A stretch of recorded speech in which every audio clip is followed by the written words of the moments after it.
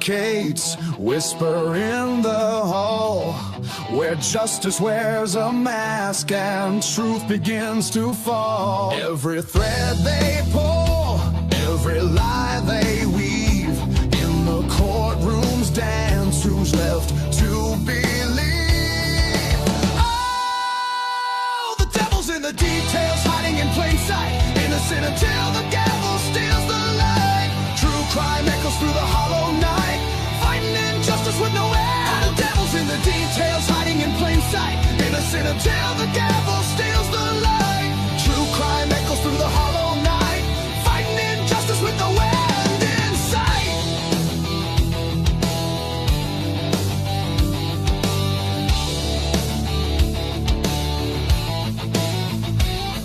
A photograph fades where the truth once stood, blurred lines between the bad and the good. The scales they tilt with every silver tongue, while the broken cry for a song unsung.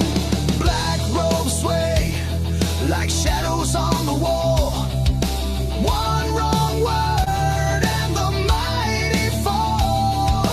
Who's a sinner? Who's a saint?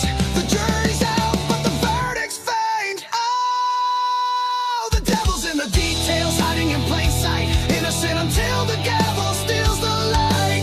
True crime echoes through the hollow night, fighting injustice with no end. The devil's in the details, hiding in plain sight, innocent until the gavel steals the light. True crime echoes through the hollow night, fighting injustice with no end in sight.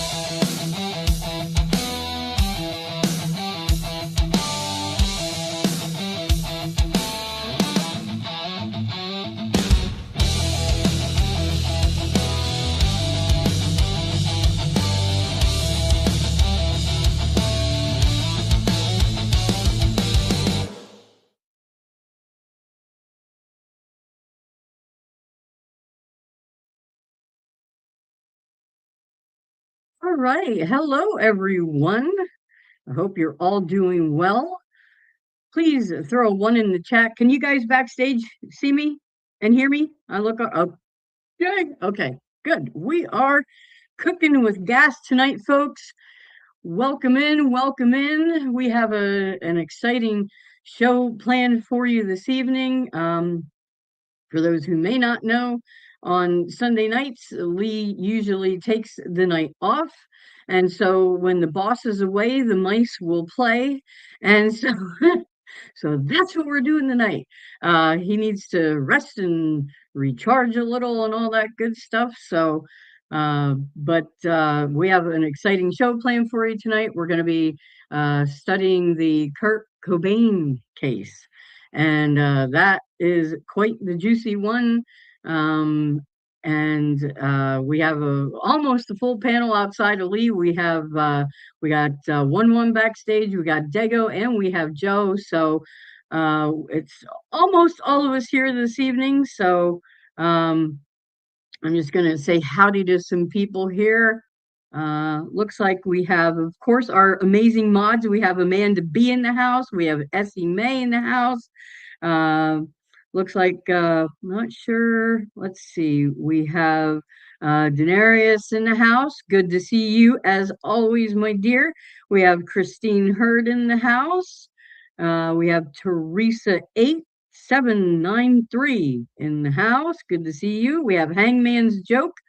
I'm recognizing your name more and more. I've been seeing you in the chat here. We have Written Dreams. Of course, recognize you. We have Zach 4846. That I'm not sure if you're new to us or not, but either way, welcome in. We have Michelle Rowe. Nice to see you again, of course. We have Pennywise, one of our other awesome mods. Phoenix Rising, how are you tonight, honey? We have Jen 7S. I recognize your name, so good to see you. Fox Adams, nice to see you. Of course, recognize you. Oh my goodness, it is so wonderful to see all you guys. And of course, we always welcome over from Dago, the true, I can talk. True Crime Cafe. We have the Blue Crew and the meatballs from the sauce. And so always glad when you folks come on over here and hang out with us and vice versa. We're all one big family now, it feels like. So that's just amazing. Just amazing. So I'm just looking through here. So yeah, it's going to be an exciting show. The Canadian Cat Lady. Hi, how are you? I don't think I saw you the past couple nights. So it's nice to see you. Or if I missed you, sorry about that. Um, but yeah, so we're going to have a great show tonight. So I'm going to go ahead and start bringing up the crew here. So I'm going to bring up the amazing Dago. Oh, you're Hello, muted. hello. Good evening and happy Sunday, everybody. Thank you for. Happy Sunday to you. How are you today? I'm doing good. Thank you. How are you? Good, good. All right, doing well, thank you. Doing Good, good. well. So I'm excited about tonight. yeah, it's gonna be a good one. That's Yeah, for sure. I covered this entire case a couple months back. One of my amazing community members, Jen 7, she's in here, I think, already. She brought it. Just kind of reminded me one day, just like Joe did the other night. And I said, you know what? I wanted to always cover that, so I did it a couple months back, and it's so great to delve into. We have so much information on this. We have a great show, nice. Prepared for you guys. Yeah, 1-1 and Robin and Joe, myself. It's going to be amazing, guys. I'm super excited about this. I want to thank, of course, all the meatballs and all my community for joining us as well, and of course, my amazing Blue Crew, who I could not exist without, as well as the mods from over here at Devil's Advocates as well. I appreciate and love all of them as well. Like you said, we are all, in my opinion, one big family now, and I'm very comfortable and very happy. So all of us together. Good. It's appreciate it. That's wonderful.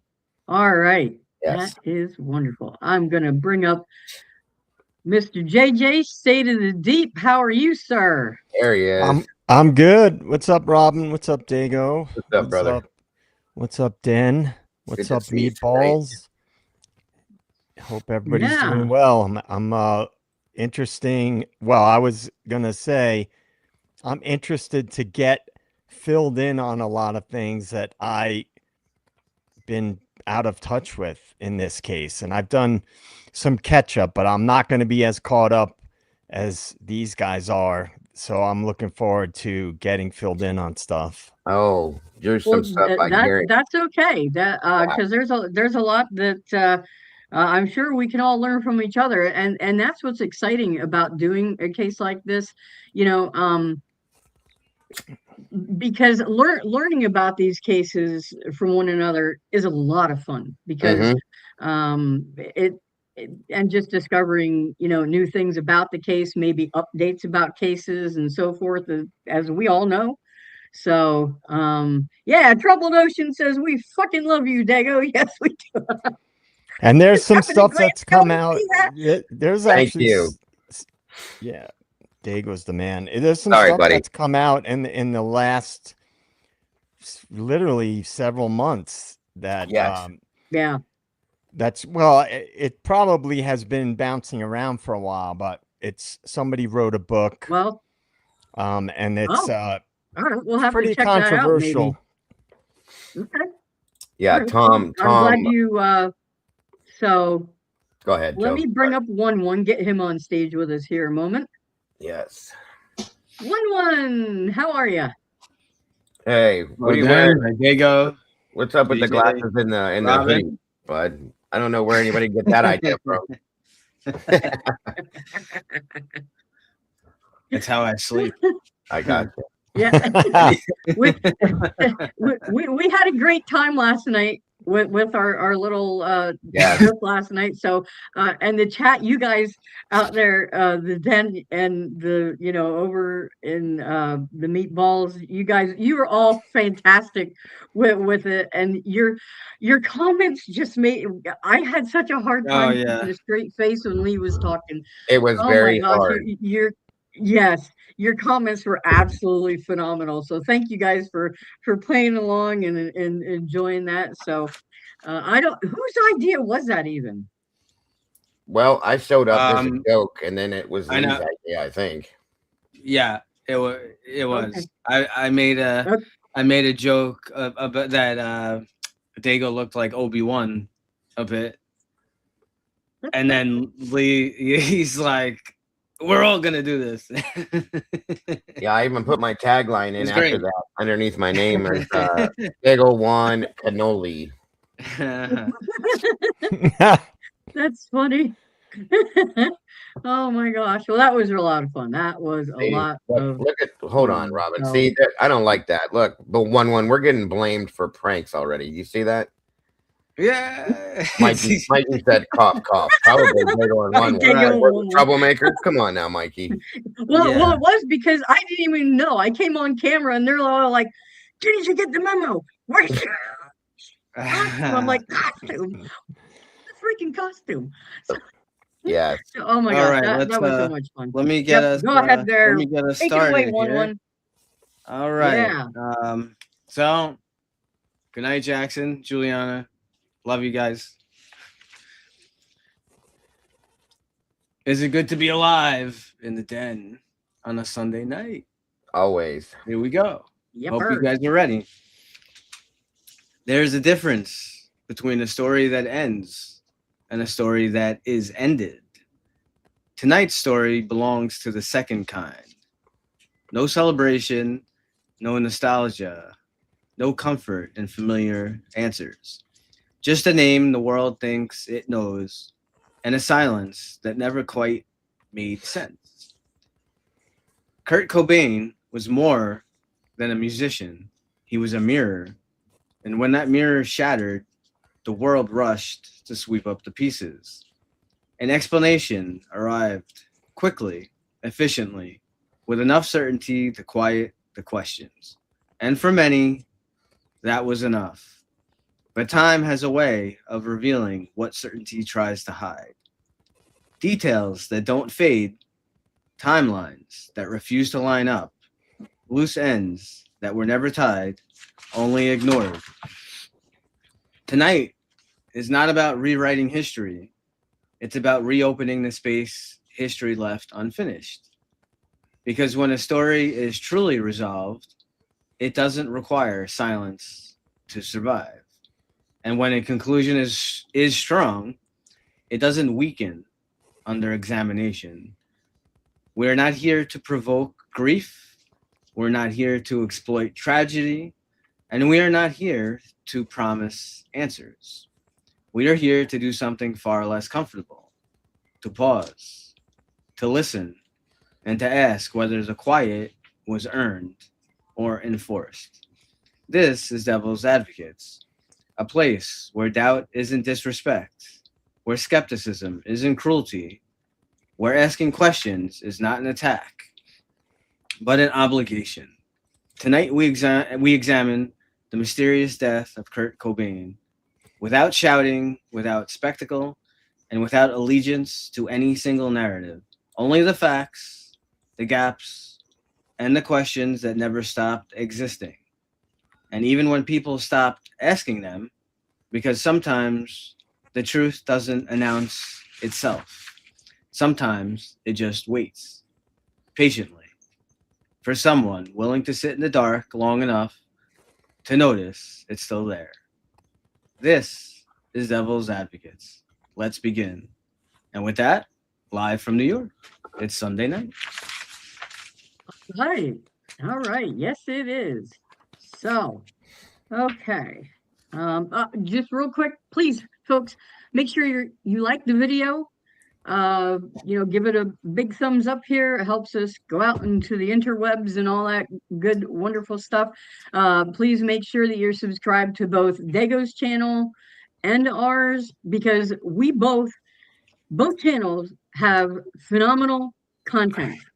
Both stuff you can catch up on, both stuff that is upcoming. You're not going to want to miss it. So make sure you're sub to both channels. So you don't miss a thing. So, Make sure you hit that so, notification bell, folks. 100%. Yes, and make sure it's set to all. Yes. Because YouTube has a great way of just totally messing with your settings that way. Speaking of which, I Robin, seem to constantly be fighting with it. I'm glad you said that, guys. For both channels, too, go in there. It just takes a matter of 3 seconds. Because I know there's been some problems with this lately, and check and make sure if you choose to be subscribed to either one of these channels, make sure you're subscribed, because YouTube has been doing their updates and they unsubscribe people from channels. If you want to be subscribed and you're not, crazy. You might want to fix that, because it happens. Right. And, like I said, there's a lot of great stuff coming your way from both sides of whatever. So, okay, let me see if I can find this now. There it is. Okay. I have to make sure I'm going to get rid of this.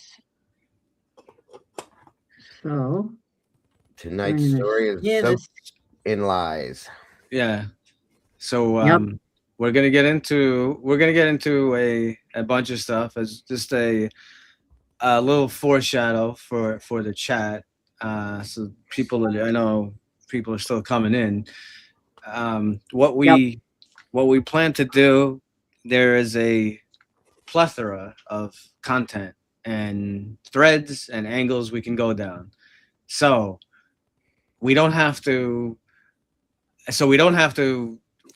rush and necessarily, cut people off and do time constraints. We plan on probably covering Mr. Kurt Cobain for the remaining of the month. So probably a good maybe 4 episodes or so, and there's a lot of different threads. The beginning thread that we're going to kind of cover on this is something a little bit unique. I stumbled across it. It intrigued me. I will say before we get into it, with these things, again, sometimes you have to think outside the box and see what the bigger picture is. And I know that JJ, State of the Deep, this is something that he keeps hammering down to you guys constantly all the time. Now, am I saying that, kind of this thread, what I'm going to describe, I know there's going to be some people in here that are going to say, oh, this is freaking batshit crazy. There's no way. This is impossible. But I'm not saying that this is definitively like this is what went on, but just kind of like as a somewhat of a thought process. We are gonna, there's a lot of stuff with this case. We are gonna, like I said, we're gonna cover it for four different nights. We're gonna get into a whole thing about the suicide note and the crime scene and a whole bunch of stuff on Miss Courtney Love there, many like different angles and suicidal, angles and whatnot. But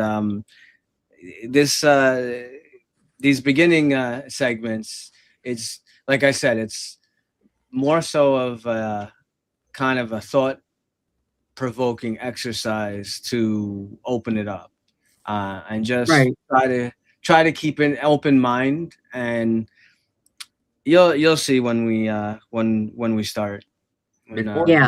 Now, just a real quick one. I just want to remind everyone this is an adult show. We discuss adult themes, use adult words. If you are watching this, it may not be a good idea to watch it if you're like in either a public place or around children. This is not a kid-friendly show, so just to warn you about that, because of certain themes that will be discussed and evidence and various things. So if you are triggered in any way, shape, or form by any of that, this may not be the show for you. So we always just like to throw that out there. So just so everyone is aware, I didn't want to put up the parental discretion sign over Joe's face, so I just wanted to preface it by putting that disclaimer out there. So my mod threw up go ahead. trigger warnings too, just in case. Real quick, one I was going to ask you before you. Yeah, go ahead. We're going to go into that one excerpt that you were talking about earlier right away, right? Yeah, but it's okay. It's not gonna be a long. It's not a long segment, but if what? Okay, if I just was wondering if I could make us like just a quick statement about who he is, real fast, before you go into that. Yeah, go ahead. Go ahead. There's a lot of people out that there. Would be great. Yeah. No, excellent. That would be great. Go ahead. Sure. I just real quick too, guys, just because I know some people probably may not be familiar with Kurt Cobain. He was more of a 90s musician, so on and so forth. Not everybody was into that, so on and so forth. So I'm just going to make a quick statement to give you a little bit of for some of you that do not know who he is, just a real quick once over about who he is and where he came from real quick. And then what one's going to jump into is very, very thought provoking, just so you guys know. So listen close too, because it's interesting. Just real quick though, Nirvana was an American rock band that came out, was formed in Aberdeen, Washington back in 1987, guys. They were founded by, of course, lead singer and guitarist Kurt Cobain, and his friend and bassist Chris, I can never say his name right, I never have, Novoselic, I think it's pronounced that way. The band went through a succession of drummers, most notably Chad Channing was their first drummer, of course, and before recruiting who we all know as Dave Grohl, who was also the lead singer of the Foo Fighters and creator of that band at this point now. Also, Nirvana's success popularized alternative grunge rock, which is a whole new era of music that came in the 90s. A lot of people didn't like it. A lot of people loved it. And they were often referenced as the figurehead band of Generation X. Ta-da. Okay. Their music maintains a popular following, continues to influence rock culture towards the future. In the late 80s, Nirvana established itself as part of the Seattle grunge scene, which is where that came from. And they released their first album, Bleach, for independent record label Sub Pop in 1989. And everything went from there. Most people know who they are, mostly from Smells Like Teen Spirit, which is the big one that came out. I think it was 91 or 90 or 91. Okay. Sounds about right. Something like that. It went platinum times 13, folks. It was an amazing album. So, and it's really what introduced me to grunge rock as a musician. I was Slayer, Metallica, Megadeth, that kind of music. And I and said, wow, folks, this is wild. And I kind of fell into this and on we go. So it's kind of a bit of a punk sounding type music for those who've never heard it, but it's got a little bit more of an alternative twist to it. So I just wanted to put that out there and give you guys who Kurt Cobain himself was, where he come from, and why we're talking about him tonight. So go ahead, one. I'm sorry. I didn't mean to interrupt. No, it's great. No, that was a great intro. Thank you. Thank you very much. So Robin, you could put up, the next slide. So, before we get, like I said, before we get really more, and we will get into it today. So I don't want people to think like, we're just going to be talking about this like wacky theories for 3 hours or no. These first two segments, like I said, it's a little bit more of a thought, just provoking exercise. Just you can, and the thing is, for those of you, maybe some of you probably do know a lot about this case. If you don't, I mean, there's some very good documentaries soaked in bleach. There's another British one, I think, called Kurt and Courtney or something like that. Kurt and Courtney, yeah. There's a few of them, and what I would say, I would definitely tell you guys, for those of you here who you can't seem to get enough of the Idaho 4 documents and information and stuff that's going out and douchebag fuckery that has gone on, you will see a lot of correlation to like in this case. Like, Yeah. What I'll just say, I'm kind of going off on a little tangent a bit, but just what pops out to me, we clearly now have video and pictures of a Hyundai White Elantra that has fog lights, and we have BK's car that does not have fog lights. So no, we don't have a specific info, I guess. We can't tell who's driving the car, right? If you want to go by that, but we know BK's car. We know what the car that they proclaim is suspect vehicle 1. Like, it's not an opinion, right? Like, there are some things, and we try to, we go through on this show and we go over theories and different things. Like, this is a possibility. There's no possibility. Like, it's concrete proof now. Yeah. One car has fog lights, one car does not. Right. Unless you want to believe in clip-on fog lights. I've never heard of such a thing. So, but don't get me started. Don't get me started on that. So anyway, back to Mr.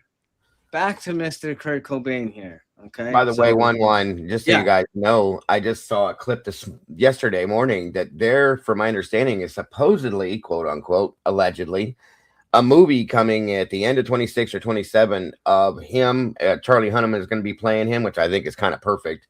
Wow. And about his whole life, that's called, again, Kurt and Courtney. So we'll see. Wow. Oh, wow. Curious. Yeah.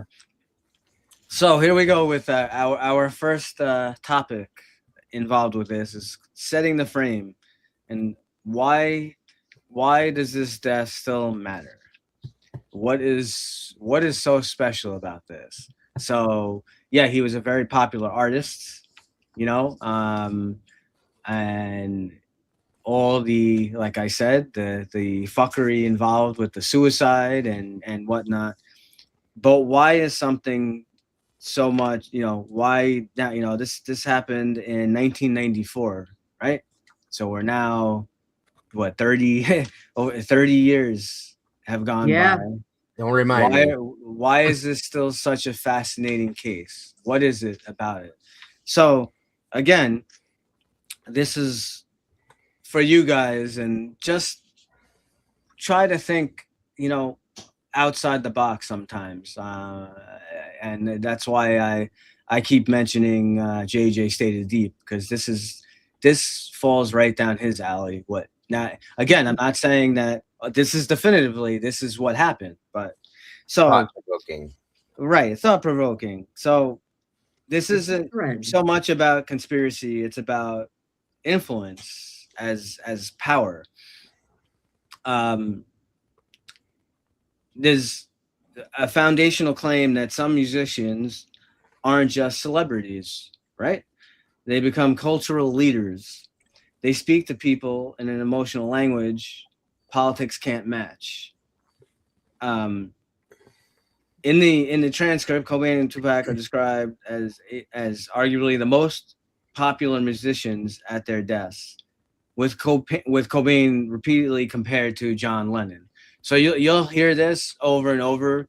Some of you who, if you watch some of the documentaries or you get into it a little bit, or whether it's directly about his suicide or if it's just kind of about him as what his contribution was, him and the band Nirvana to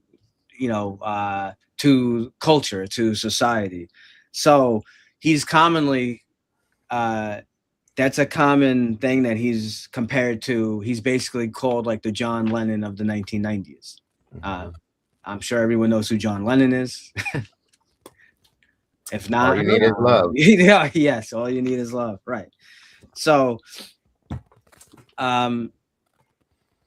what exactly does this mean? So, we have informal power versus formal power. Governments, corporations, and institutions operate on rules, hierarchy, compliance. Artists like Cobain, Lennon, Tupac operate on identification, emotion, meaning. That's dangerous, right? If you think about it, because meaning spreads faster than law. Yes. So a politician tells you what to do. A musician tells you who you are. So a good statement. I like that. Yeah, I like that. So Very true.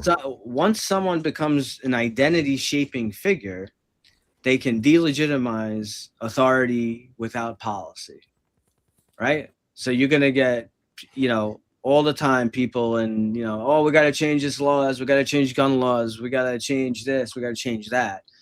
When you have someone that gets, they have enough, well, I guess, notoriety, enough fame, and they have enough reach, which is not too hard in these days. Now, remember, this was the early 90s. There was no internet. Well, I guess the internet was, because it was like the late 90s. I remember having, it was in its there was a infancy, very small. There was little no bit of internet. There was no dial-up.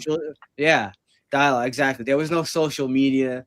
Like the stuff that these guys are able to influence now is, and how quickly they could do it, is like on another level. The social media, Oh, yeah. these artists, and so you'll see what I'm getting to in a moment. They can undermine narratives without organization. They can radicalize without calling it politics. This is why I can't speak. Authoritarian systems historically target poets, musicians, religious leaders before generals.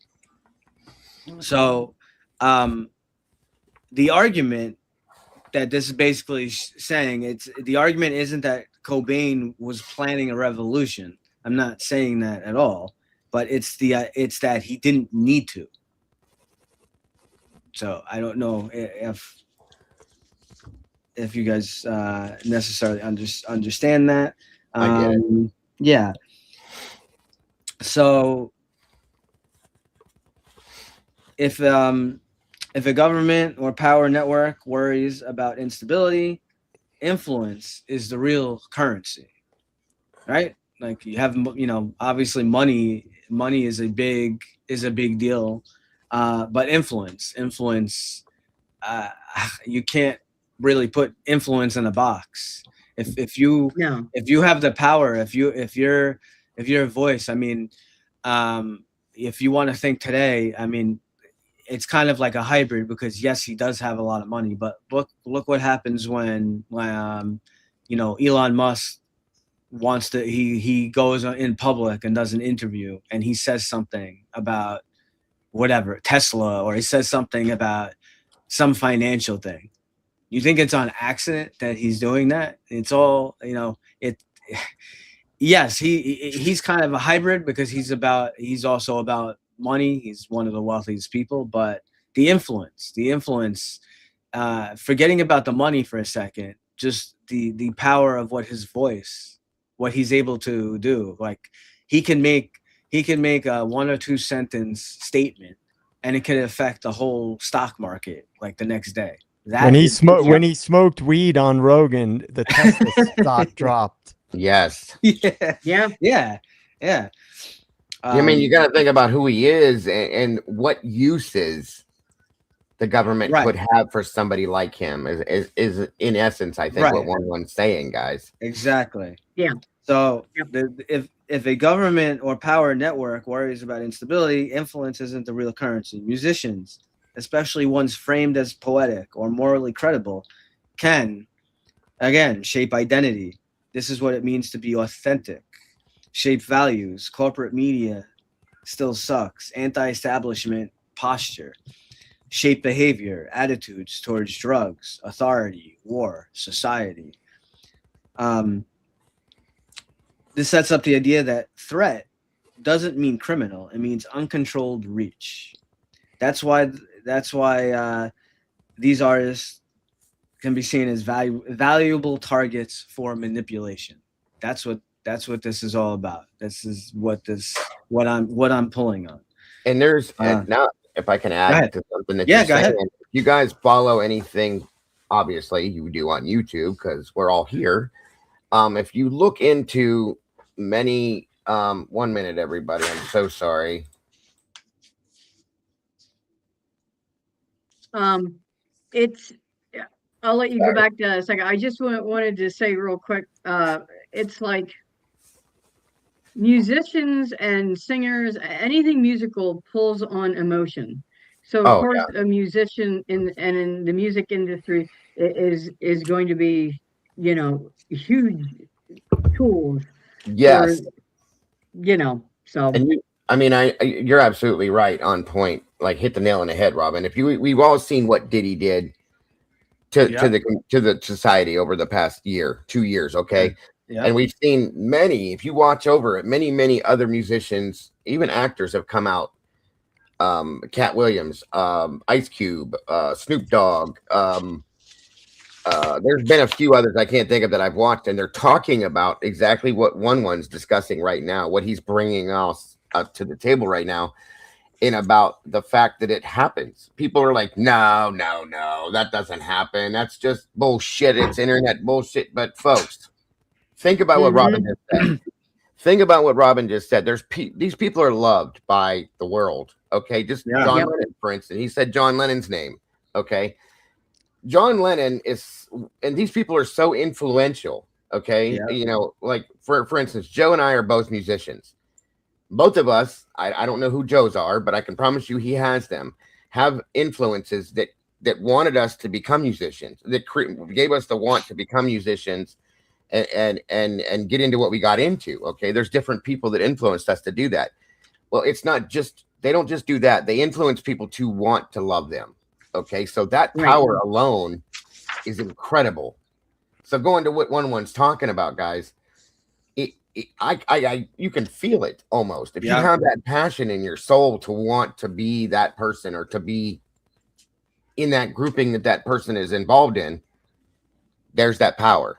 That's all, and I don't mean to interrupt anything. I just want to. No, it's fine. It's great. Yeah. You know what I mean? So yeah, it's a great side. So and one thing, just real quick to add to that, one and Diego, the label that was placed on Kurt Cobain was he was a spokesperson for the disaffected youth of the world. Yes, exactly. And he brought a lot of young people together through Nirvana's music.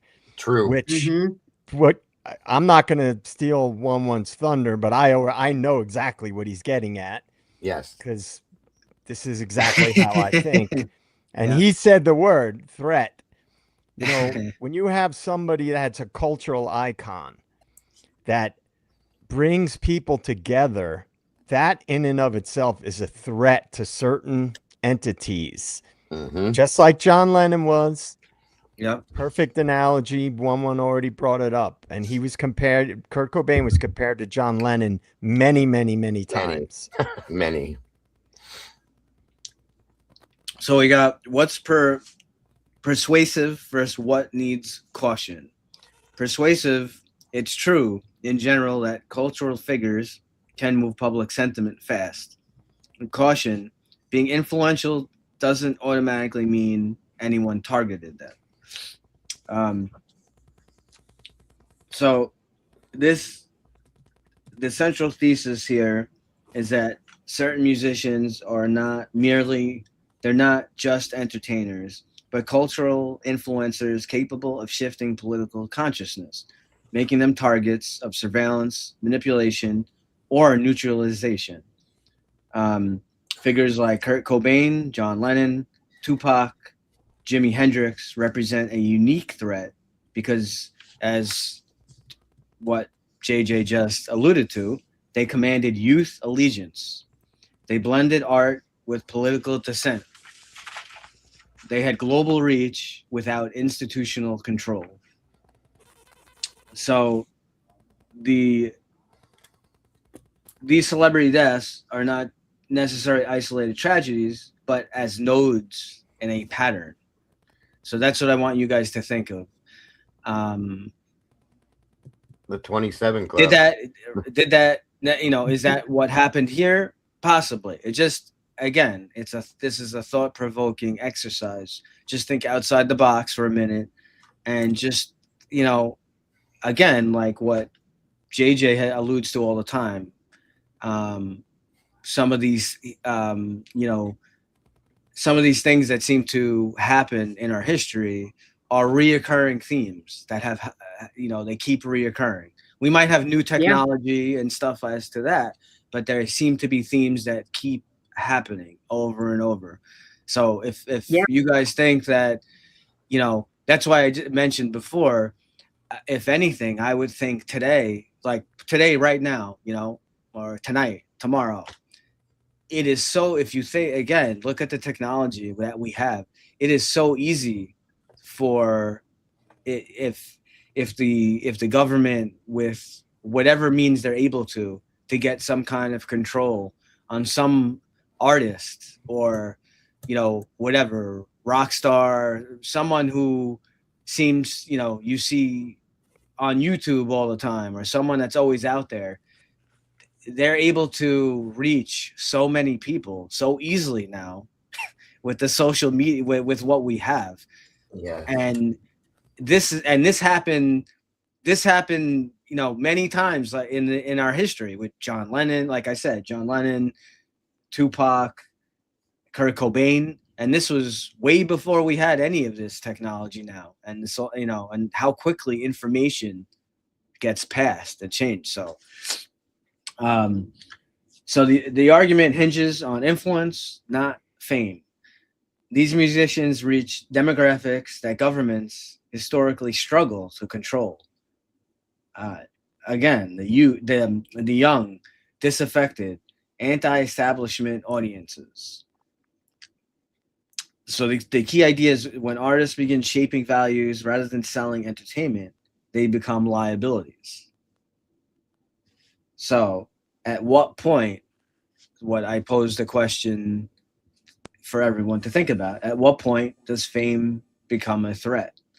And why do musicians matter more than politicians to youth movements?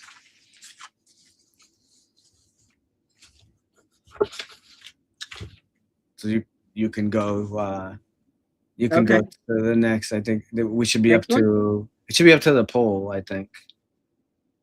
Oh, okay. All right. So I believe so. There should be.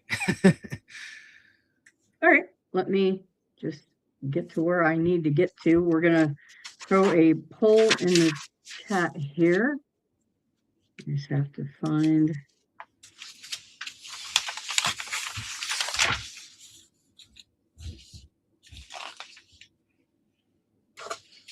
Oh. And of course, my computer. Just talk amongst yourselves a second. Sure. What's wrong? No, she's trying to pull up a poll. Okay. I'm gonna put it in the private chat for you, Dago. Then that way you can just copy and paste it. That's an awesome idea. It's a poll.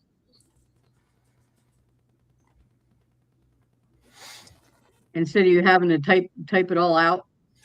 That's an absolutely awesome idea. Thank you. Yeah. And then let me know when you're ready. Yes, ma'am. 1 second here.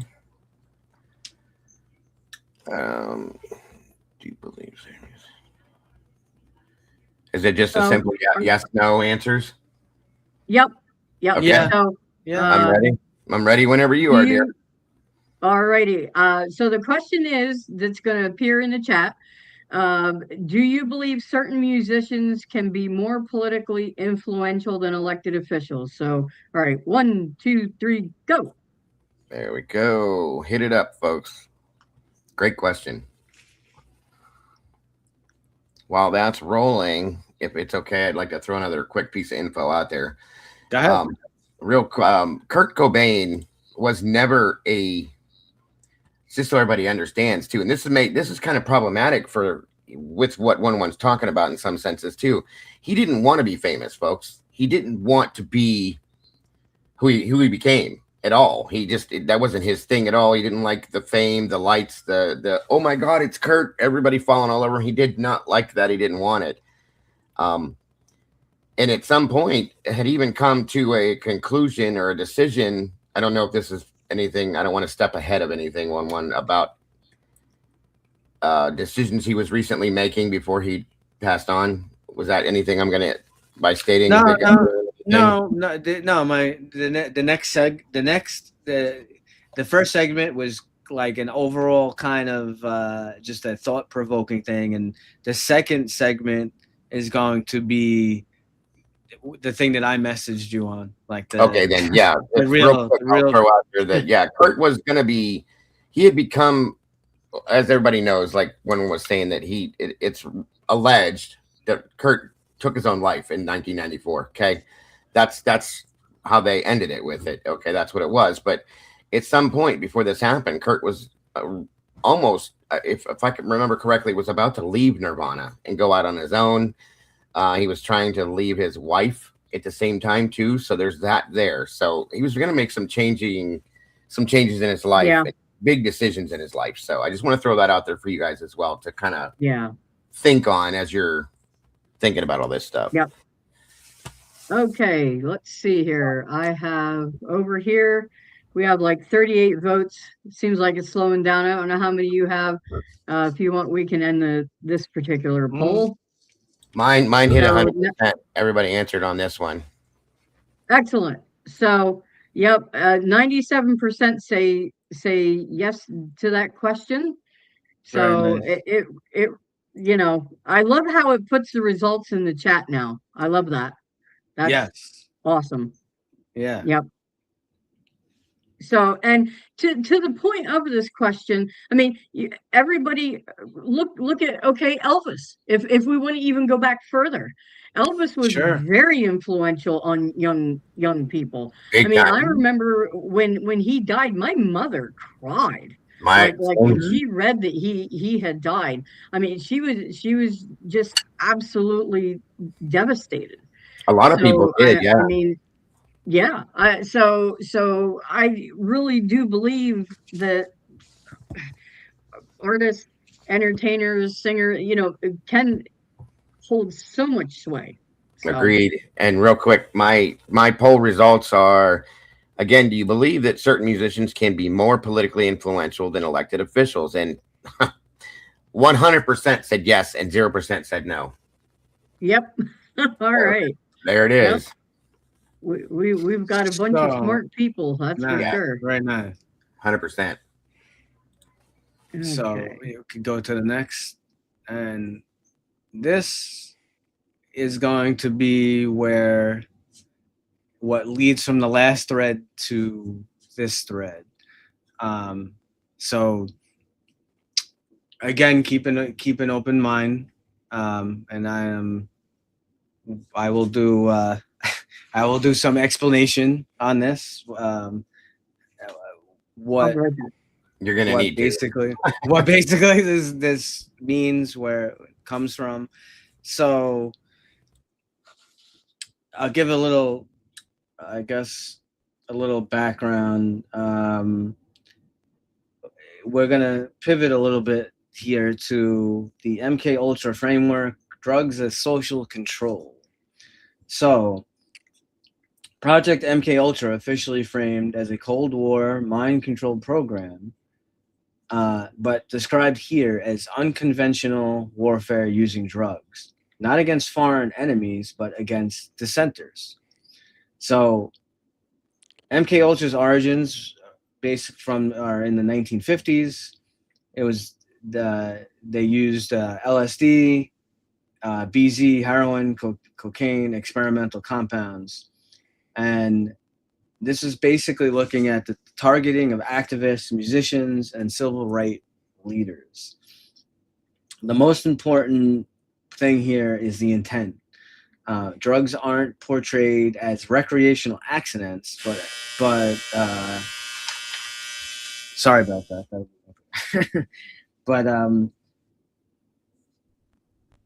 but as tools to destabilize credibility and to derail activism.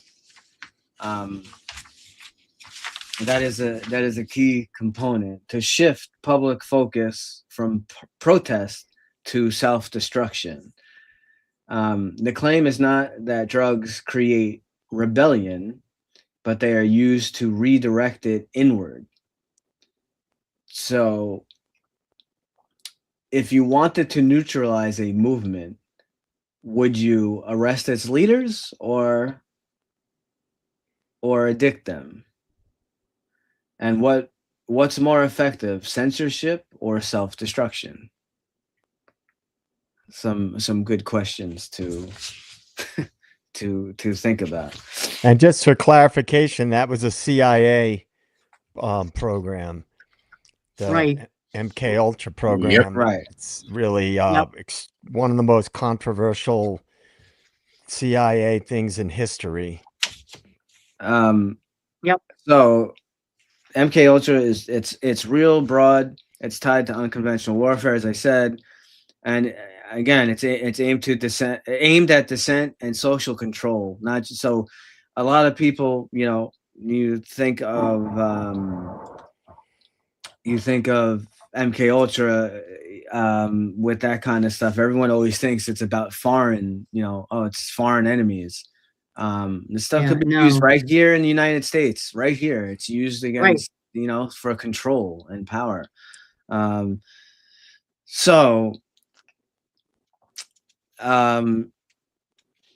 Now, what this basically reframes drugs from a personal vice to strategic tools. And the logic goes youth movements equals energy plus organization.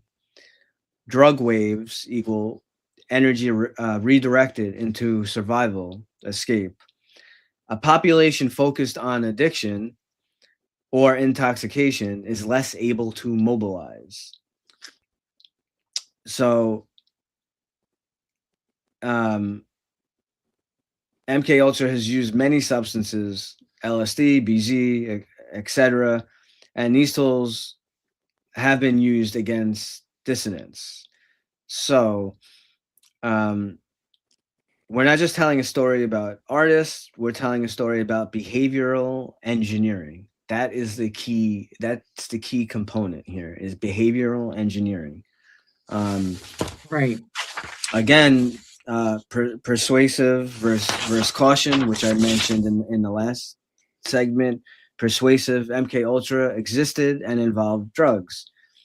The caution, it's still happening and used in the 1990s in this way as an inference, unless backed by direct documentation. So MK Ultra matters less as a program and more as a proof of mindset. It shows that elites were willing to experiment on civilians. Drugs were viewed as behavioral tools. Ethics were secondary to outcomes.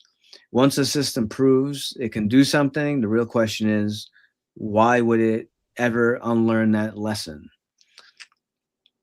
So continuity, not identical programs, but identical logic, alter consciousness, destabilize identity, fragment resistance.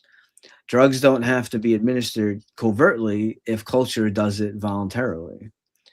And that's the evolution. Phase 1 is forced dosing. Phase 2, cultural normalization. Phase 3, self-administered suppression. So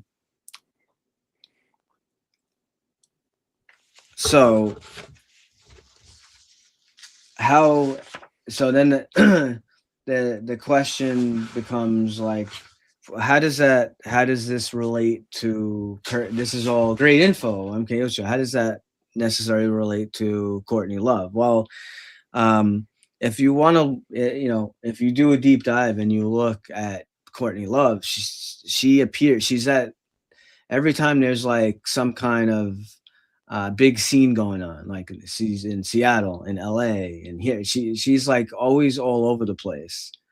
She always seems to be involved with distributing drugs, one of her there's someone that she was associated with. I believe it was in England. I forget his name off the tip of my tongue right now. She was involved with distributing drugs over there. So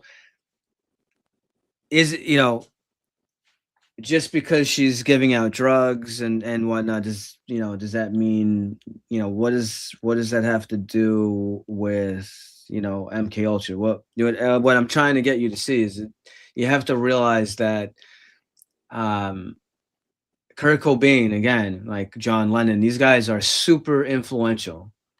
So the government, without question, like they don't, if they're not ready to change certain laws, they don't want certain things to change, they absolutely would use these methods to try to gain, not necessarily to, control like a Kurt Cobain or control, but in a sense control that, just keep it so disoriented, let's get everyone, addicted to this this drug or this thing, it's funny with, like with musicians or rock stars or whatever, everyone just assumes like, oh, they just wanted the party and they just want, but how did it start? Where did it come from? Right? Like, you're not just all of a sudden addicted to these drugs. They have to be brought in.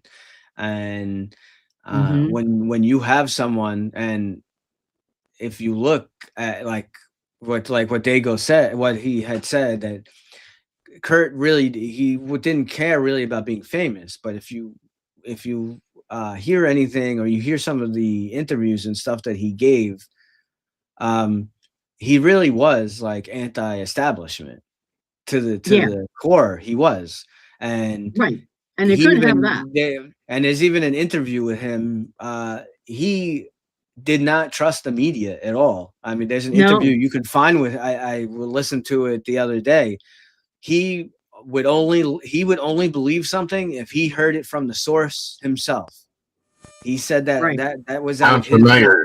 Sounds familiar, don't it, guys? Yeah, right. Absolutely. Now we wonder when we got it. Now that we're all grown adults, as a lot of us were kids when he was saying these things. Now we know why he was saying these things. Yeah, right. He was right beyond his time, right? Yeah, he was. Yeah, very much ahead of his time. I agree with that. Yes. Yeah. So how do you just real quick? How do you guys feel about that? So something that just popped into my head when listening to one is like, I years and years ago, I'm pretty sure I have it somewhere. It's buried in a storage somewhere, but there was a book that came out of like Kurt Cobain's like scribblings and poetry and sketches and things like that. And I have it. It's somewhere. I have it in storage somewhere. So I was a big Nirvana fan. I was into a lot of the grunge bands, and Nirvana was one of my favorite bands. And back then, coming up, and his because he was such a creative person. Like he was always. If you listen to any interviews about him, with people that knew him, he was always writing lyrics or scribbling notes or making little drawings and things, just like similar to John Lennon, very similar. And someone like that has a anti-establishment bent, because you have to remember, and I know a lot of the people in the den already know this, the grunge scene came out of the merging of like punk rock and hard rock, heavy metal. And it was like a mixing of those two, but it had that punk rock ethos, that anti-establishment ethos was a major part of the grunge movement. And to one's point, that's punk was all about anti-establishment. So Very this much is so. why what one is saying is so relevant when it's talking about musicians and the culture and the influence that they have, especially considering there's been books written about it in the 60s, Chaos, about the MK Ultra and overlap with the hippie movement and anti-war movement. But anyway, sorry to interrupt, but that just popped into my head. No, it's a great point. No, okay. Yeah, it's great. Very, Point. very good point. Great point. Yes. Yeah. All right, I think Paul is probably next. Okay. Are you ready? All right. I put it in the private chat. Oh, I'm all set and ready to go. Thank you. All right. Excellent. We have another poll for you guys here.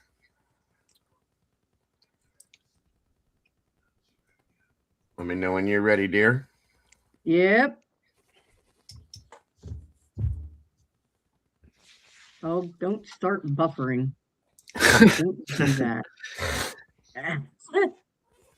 The question on, do you want me to say what the question is, Robin? Or yeah, go ahead. Yeah, go ahead. Okay, so the poll question, the next one, guys, is going to be when a celebrity reaches massive influence, such as, when they become such a large star, the influence that they would have over society, okay? Do they become a liability to power structures? Great question, too. The answers to that one are yes, only if they get political, and no, fame protects them. Yep. Okay, now. Okay, and 1, 2, 3. And we're on. Everybody jump on that poll. yeah. Jump.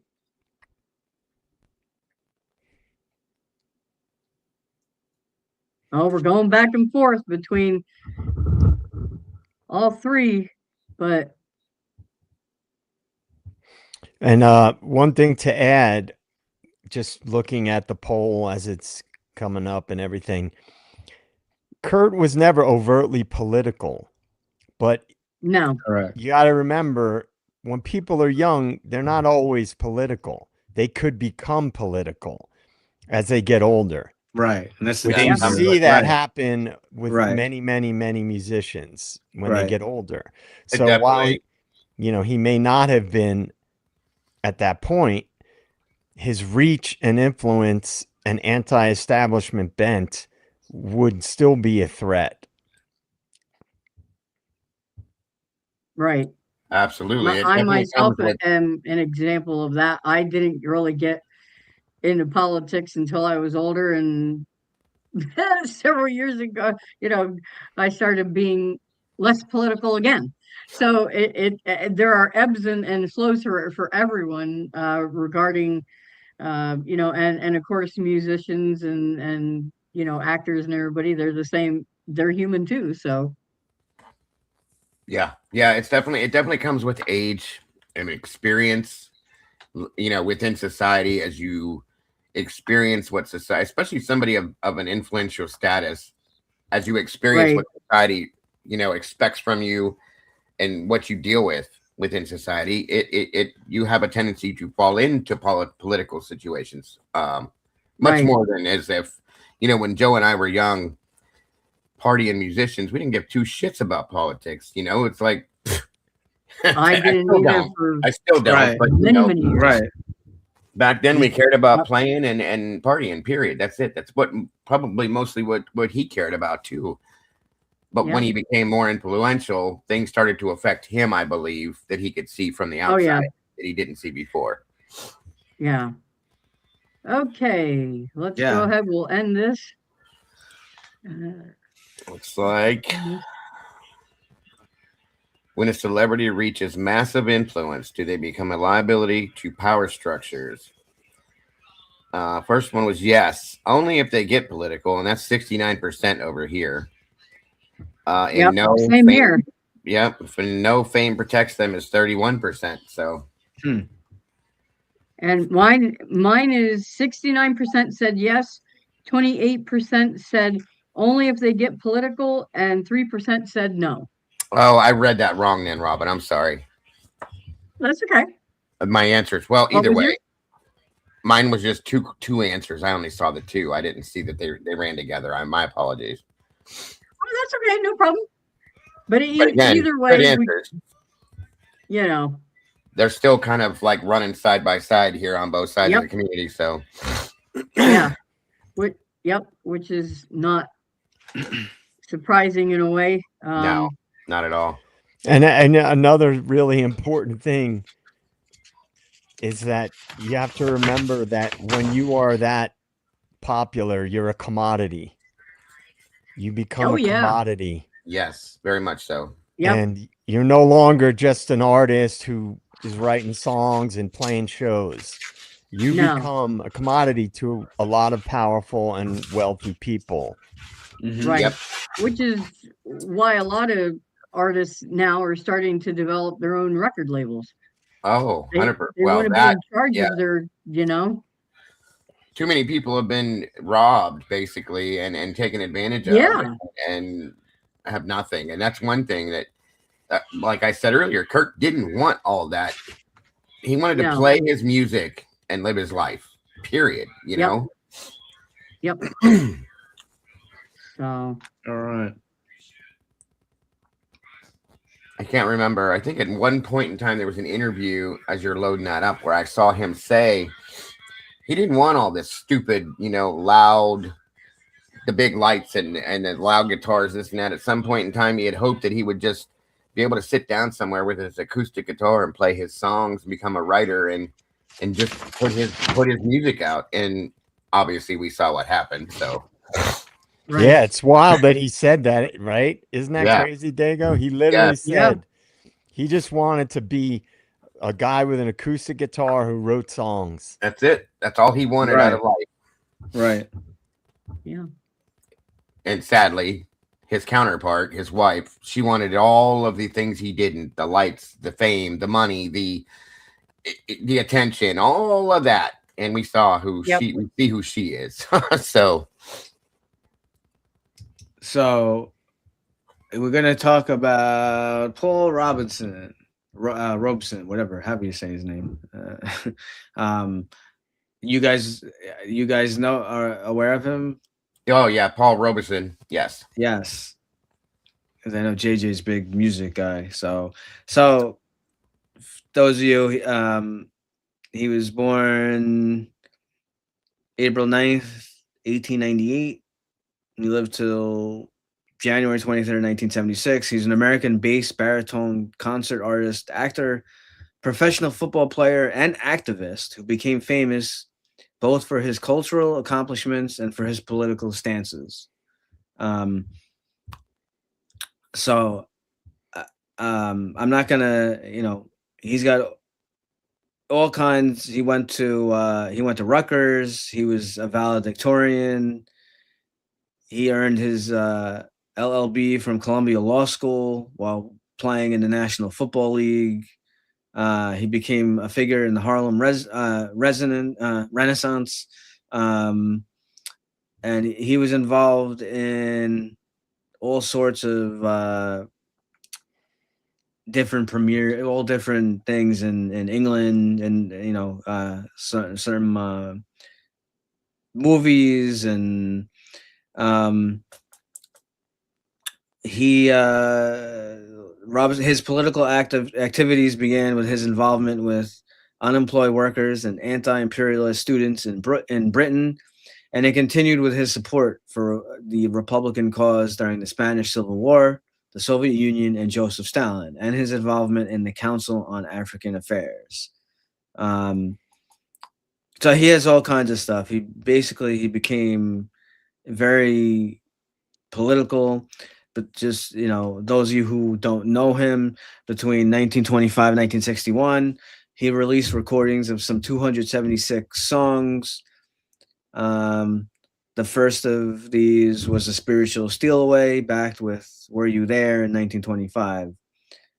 His recordings span many styles, including Americana, popular standards, classical music, European folk songs, political songs, poetry, and spoken excerpts from plays. So what is so special about this guy? Well, this guy was again super influential. He was a very popular artist. He was involved, like I said, in movies, making all kinds of songs, and he became, highly politicized. So here we go.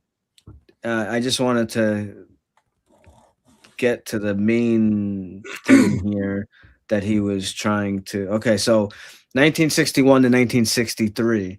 So this, I guess towards the tail end of his life. Back in London, after his Australia and New Zealand tour, Robeson expressed a desire to return to the United States, participate in the civil rights movement, while his wife argued that he would be unsafe there and unable to make any money due to government harassment. In March 1961, he again traveled to Moscow. During an uncharacteristically wild party in his Moscow hotel room, he locked himself apparently in his bedroom and attempted suicide by cutting his wrist. 3 days later, under Soviet medical care, he told his son, who had received news about his condition and traveled to Moscow, that he felt extreme paranoia. He thought that the walls of the room were moving, and overcome by a powerful sense of emptiness and depression, he tried to take his own life. Robinson's son believed that his father's health problems stemmed from CIA's and MI5's attempt to neutralize his father, claiming his doctors in New York were CIA contractors involved in MK Ultra. Martin Duberman wrote that Robinson's health breakdown was probably brought on by a combination of factors, including extreme emotional and physical stress, bipolar depression, exhaustion, and the beginning of circulatory and heart problems. Even without an organic predisposition and accumulated pressures of government harassment, he might have been susceptible to a breakdown. Others include Robinson's growing private disillusionment with the Soviet Union as a significant contributing factor.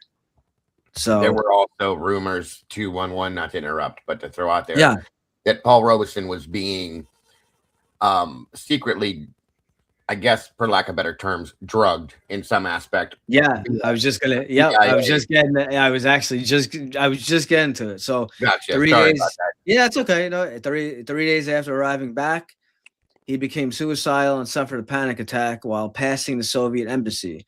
He was admitted to the Priory Hospital, where he underwent ultra-convulsive therapy, ECT, and was given heavy doses of drugs for nearly 2 years with no accompanying psychotherapy. During his treatment at Priory, Robinson was being monitored by the British MI5. Both British and American intelligence services were well aware of Robison's suicidal state of mind. An FBI memo described Robinson's debilitated condition, remarking that his death would be much publicized and would be used for communist propaganda, necessitating continued surveillance. Numerous memos advised Robinson should be denied a passport renewal, an obstacle that was likely to further jeopardize his recovery process. Let's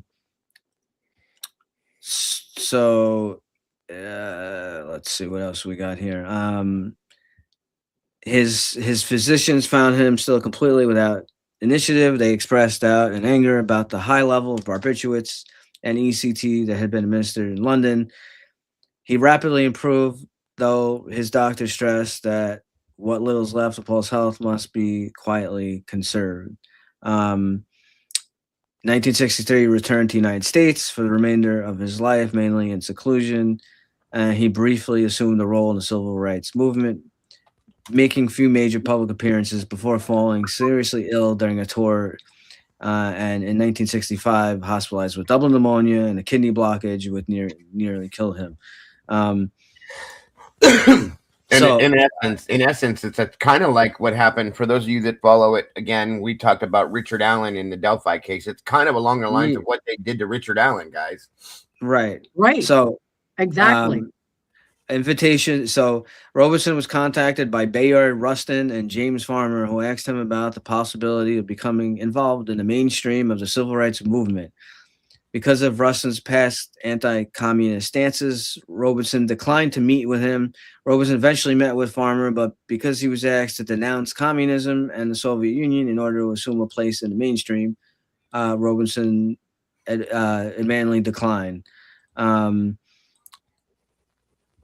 So it basically, the deal with this with him, it's showing what I was referring to. It shows a pattern. It's a pattern in history. This guy made many songs. He was involved in movies and all different things, not just in the United States. And it seems like because of the influence and what he was able to reach, and a lot of stuff that was going on in the world at the time, it definitely seems to appear that he was drugged. He was by the government, was somehow involved with something with drugging him. That's what it appears. So he was exceptionally talented, politically outspoken. He was allegedly drugged, psychologically harmed, and then subject to extreme treatment. So again, this example of identifying powerful voice. They destabilize the mind and body, and then he gets reframed as being publicly unstable, and it neutralizes his political effectiveness.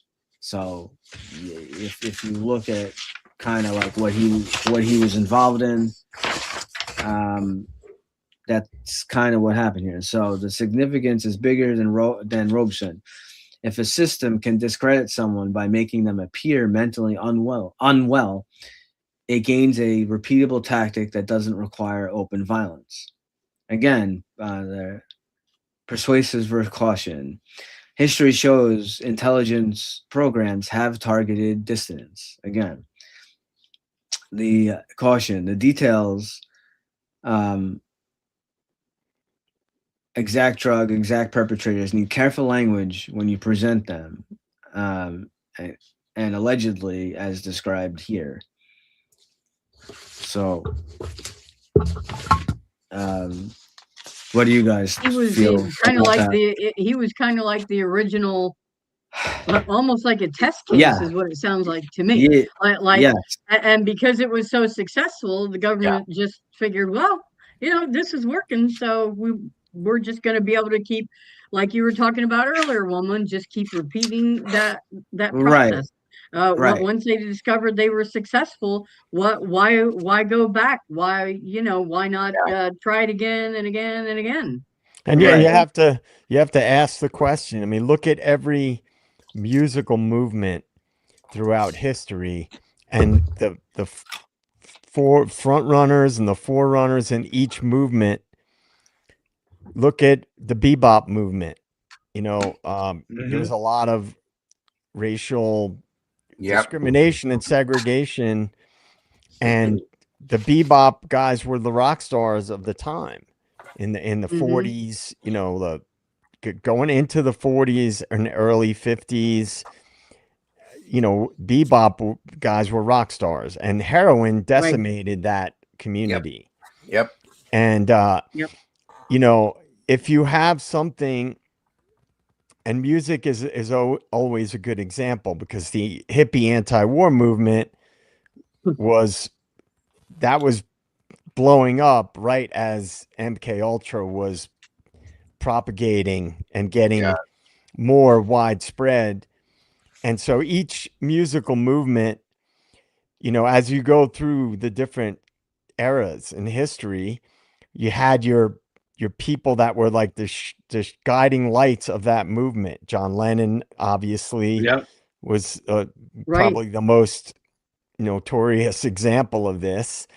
And we all know Martin Luther King, Malcolm X, people that were culturally rock stars. They may not have been musicians, but they were they were doing things that were a threat to the establishment. They were trying to unite people. Right. You know, Martin Luther King wanted to, you know, he emphasized nonviolent protest, and, you know, the whole Black Panther movement. There's a lot of, if you've studied the CIA, you would know about MK Ultra and also how they infiltrated different movements. And music Absolutely is always going to be at the cultural forefront of just about any society. And America, you know, up until now that the AI revolution is happening, we were the exporter of culture to the world. Right. Right. And, you know, Kurt Cobain he reached levels of cultural influence that are just ridiculous to this very day. Listen to how many, your favorite rock band, they're going to cite that movement, you know, in some way, even if it was the precursor to grunge, the punk movement or whatever. So Kurt Cobain was as influential culturally as any figure, any artist in the history of American music, period. Full stop.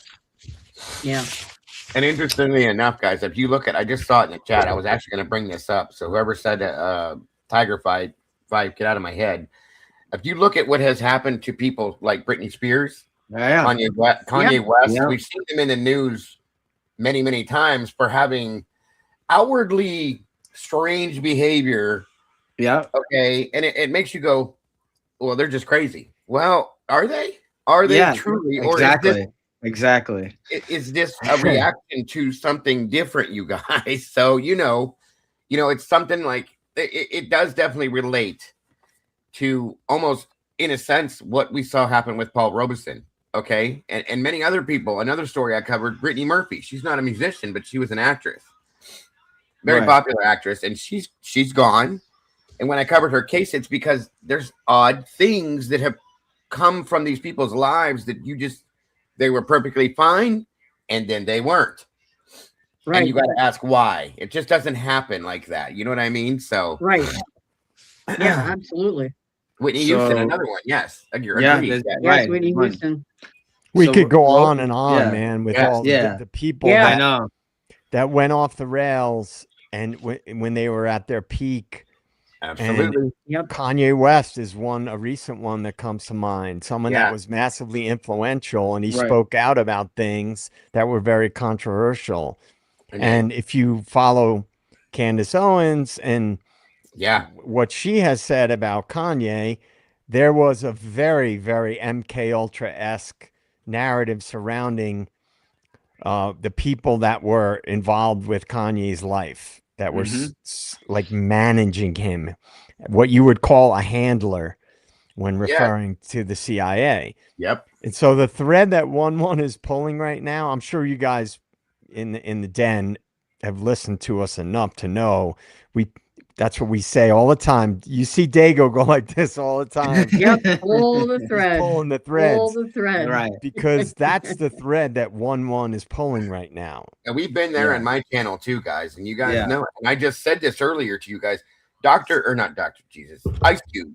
Ice Cube has come blatantly out on YouTube on his own and said, listen, y'all, this is what's going on, why these people are acting like they're out of their mind.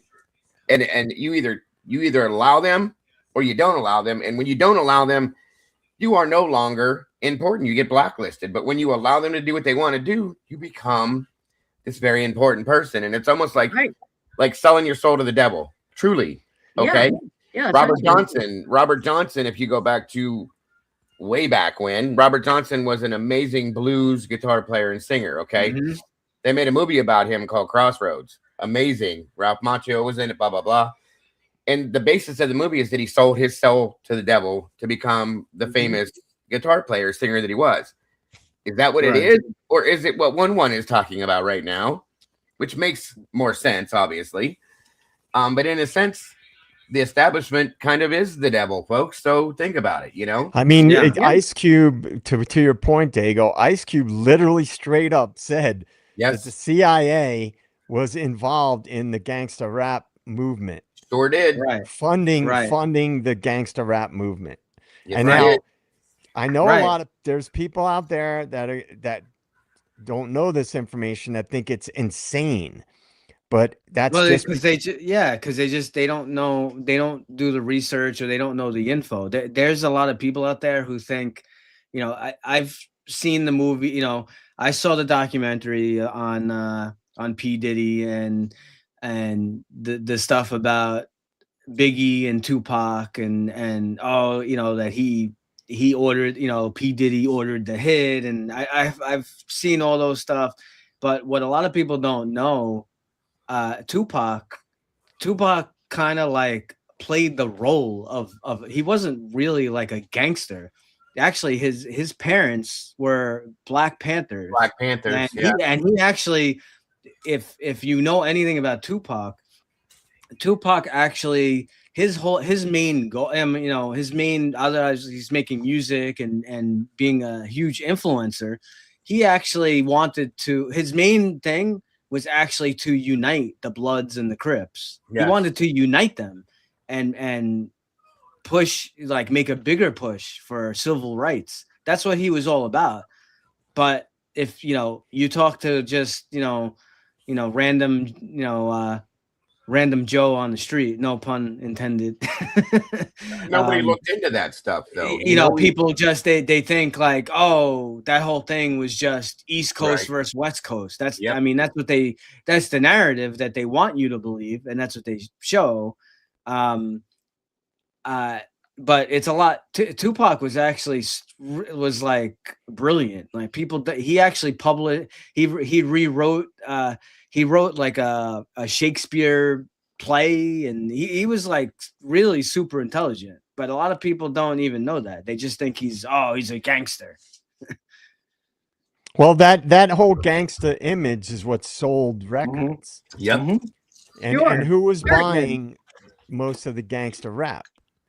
It was white middle class America. That's was, right. Was buying most young white males, and were buying gangster rap. So they were pushing that image on a lot of people. And it's a lot of times let's get real here, guys. These are guys that are getting offered insane amounts of money. If they're told to push an image and to perpetuate these beefs and to keep that train running, if it sells more records, these artists are young dudes. They're going to do it. Yeah, and Tupac actually started off with Digital Underground. He was a backup dancer, singer for them, and he was writing his own stuff, and he was trying, you put your foot in the door anywhere you can. And he was a nobody at that point. When he became somebody, they saw that and grabbed him quickly. Okay. Mm-hmm. Or tried to, I'll put it that way. Right. But think about that, folks. It makes perfect sense, Yeah. Just saying. So he was a genius, man. He was like, very much. I've argued numerous times with people. Like, I think he might be, and it's a tough one to pin down, might be the greatest rapper of all time. Yeah. I agree with you on that. He's up there. He's definitely up there. Very much so. Yeah. And his mother was a very, very highly intelligent African-American woman. I mean, beyond a level you guys can imagine. She raised him with morals and character. A lot of course, he became, he faltered to society. He had no choice in some aspects, but she was a very intelligent, just as much as Biggie's mother was. Okay. Both very amazing women raising their children, and they were poor. So, both of the artists did what they had to do to get out of that mode. But again, very smart people, very, very smart people, folks. These people aren't dumb just because they were rappers or gangster rappers, what do you want to call it? They were not dumb by any means. You can't make it and be that creative and successful, right? And not be intelligent. You can't. Right. I mean, you are absolutely right. If you listen to some of Tupac's songs, guys, and look at his lyrics, guys, he was writing songs about one of my favorite songs he wrote. I can't think of the name of it, but it involved Mussolini and Amin and all these. Oh yeah. All of these, like, dictators and people of power. Think about that. And the lyrics are very powerful. He wasn't just rapping to make money. He was telling stories and leaving messages behind where he stood. You know what I mean? So again, that shows the intelligence level, folks. And I agree. That's why they took him down. I agree with that. Yeah. So to finish up with this segment. So why are we mentioning Paul Robeson as because like what you see on the screen, he's kind of the prototype target. It's showing a pattern. Robeson's case shows a crucial tactic. If you can't silence someone, you invalidate them. Once someone is labeled unstable, paranoid, broken, their ideas become suspect without rebuttal. This is psychological assassination. The deeper implication is chilling. You don't need to defeat ideology if you can discredit the carrier. That tactic scales. Activists, being crazy, whistleblowers or unstable, artists or addicts. So Paul Robeson's story is used as an early documented example of politically outspoken. He's politically outspoken, globally respected, targeted through forced drugging and psychological breakdown, followed by electroshock treatment. This is crucial to look at because it establishes a precedent with documentation, not conjecture. Robeson's treatment demonstrates the state willingness to chemically incapacitate dissent, medical systems being used as enforcement tools, and how reputations are destroyed by induced instability. This becomes the blueprint for later decades. Good point. And if I can throw this out there, guys, Gen 7 in the chat, I believe it was Jen that said it, said if you she recommends, I think it's Jen that said it. Yeah, she recommends, highly recommends, as do I, guys. If you have not yet read it or you like to read, please read this book. The Rose That Grew from Concrete. It's absolutely fucking amazing, folks. Truly, if you get a chance, please read this book. All right. Okay, we're ready for next poll, and okay. And then I do believe I put it in the chat there, Dago. I'm all ready to go when you are, dear. Can medical and right. psychological labels be weaponized to discredit activists? Is that correct? Yep, that's the one. Okay. We have yes, no, or occasionally. So 1, 2, 3, go. And we're off. Yeah, that book is amazing. For anybody that hasn't read it, I'm telling you, you can't put it down once you pick it up.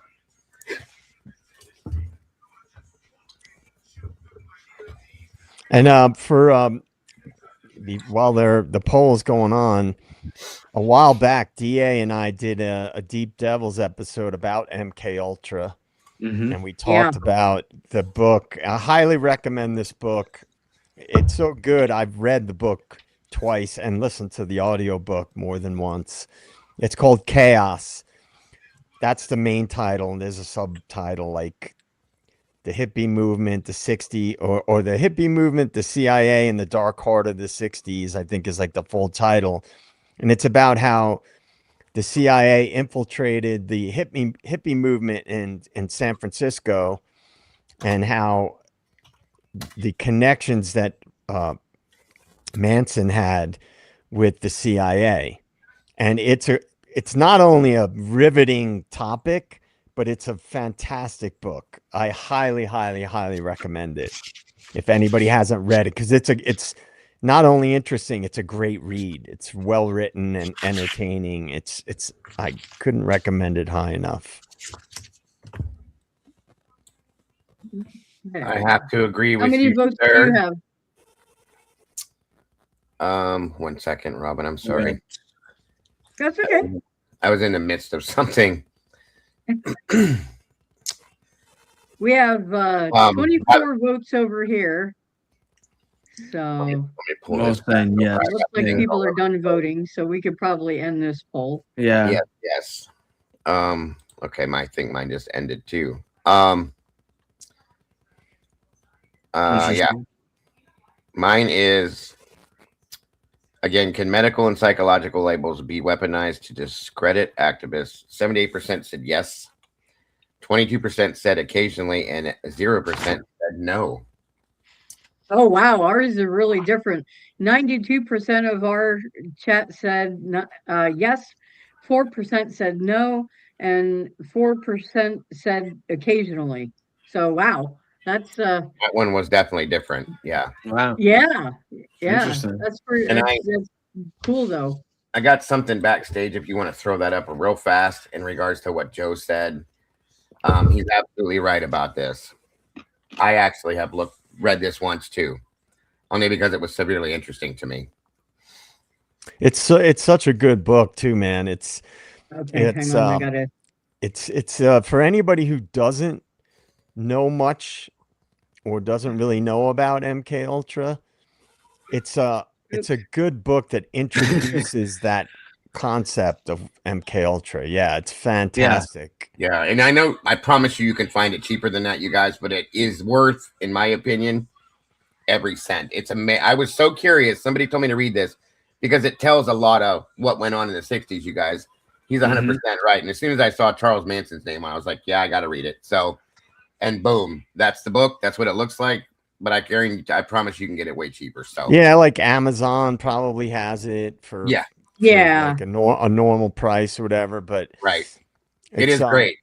There's a couple of books. There's another one that relates to the music more specifically. It's called Weird Scenes in the Canyon, and it's about, I probably mixed up the two subtitles of that book and this one, but it's about the Laurel Canyon music scene. Oh yeah, back in the days of like Buffalo Springfield and the pre-folky era. So it was more like just before the like Joni Mitchell era and that era.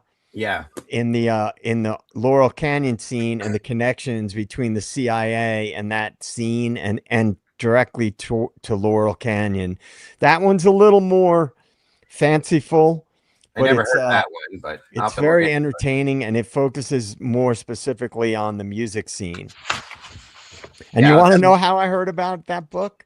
From Jacob Dylan, because he was on Joe Rogan's podcast. That makes sense. And they were talking because Jacob Dylan did that series, Echoes in the Canyon, that documentary rather. Yeah. And he told Joe Rogan about the Weird Scenes in the Canyon book, and I went out and got it. So yeah, and for those of you that don't know, Jacob Dylan is Bob Dylan's son, by the way. Yeah, the Wallflowers. Wallflowers, yeah, very talented, and that makes perfect sense, Joe. that you would have learned that from him, because that's just kind of down his right down his alley, you know. That other book is amazing, though. You guys need to read that if you get a chance to. I can see how you read it twice. Fantastic. All right, now we start getting to some of the meat and potatoes. So I know we kind of pulled on a little, like I said, I wanted everyone to kind of think outside the box a little bit. Just a little bit. I love it when Dago does that. But I thought it was a well worth thought exercise. Oh, definitely. To at least kind of look at the pattern through history. Never hurts to think, buddy. You know, with the artists and musicians and whatnot. So here we go. Miss Courtney Love, vector, not villain.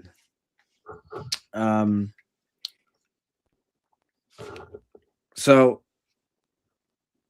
she is framed not just as a messy personality, but as a recurring mechanism inside music scenes. This is what I mentioned before: drugs, access, proximity to major figures.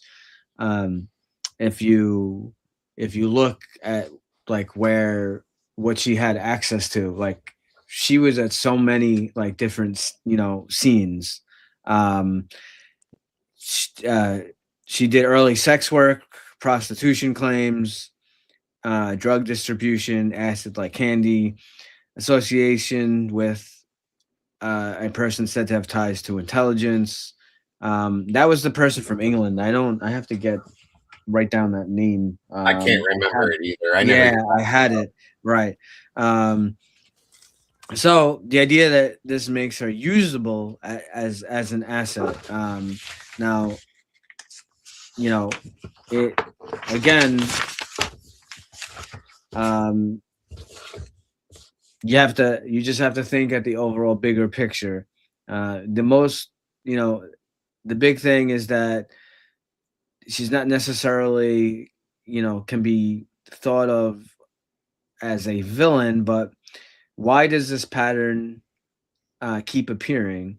And is this coincidence, strategy, or survival behavior? If someone can move through scenes by offering drugs, sex, intimacy, social access, they can become a powerful destabilizer even without a master plan. The persuasive versus caution. Persuasive, the pattern logic is compelling as storytelling. And the caution, many claims here are hard to verify and can become defamatory if stated as fact. But it's more so as an argument. It's not necessarily proven a reality. But you see what she had access to and different scenes where she popped up. She was known to be a huge drug pusher.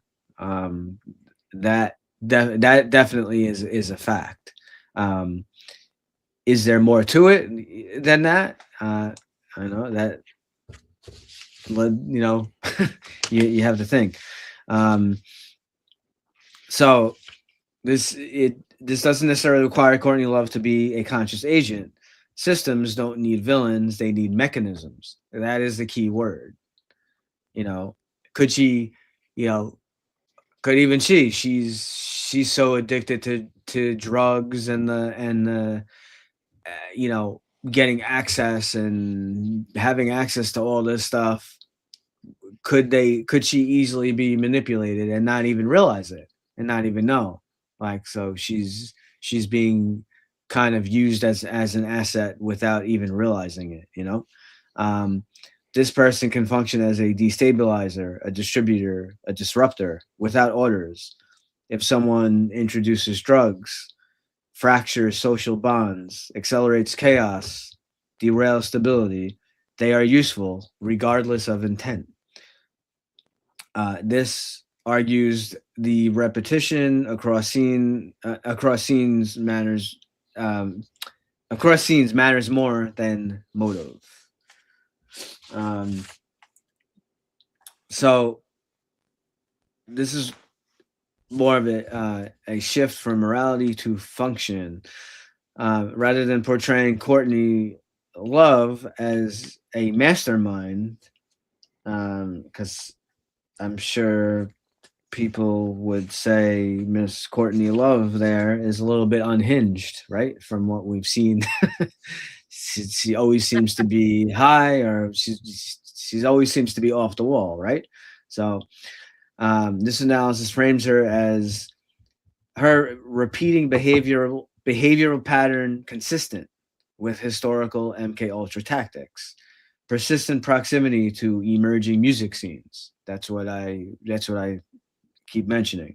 Heavy drug distribution, rapid intimacy with influential musicians, chaos following sobriety attempts.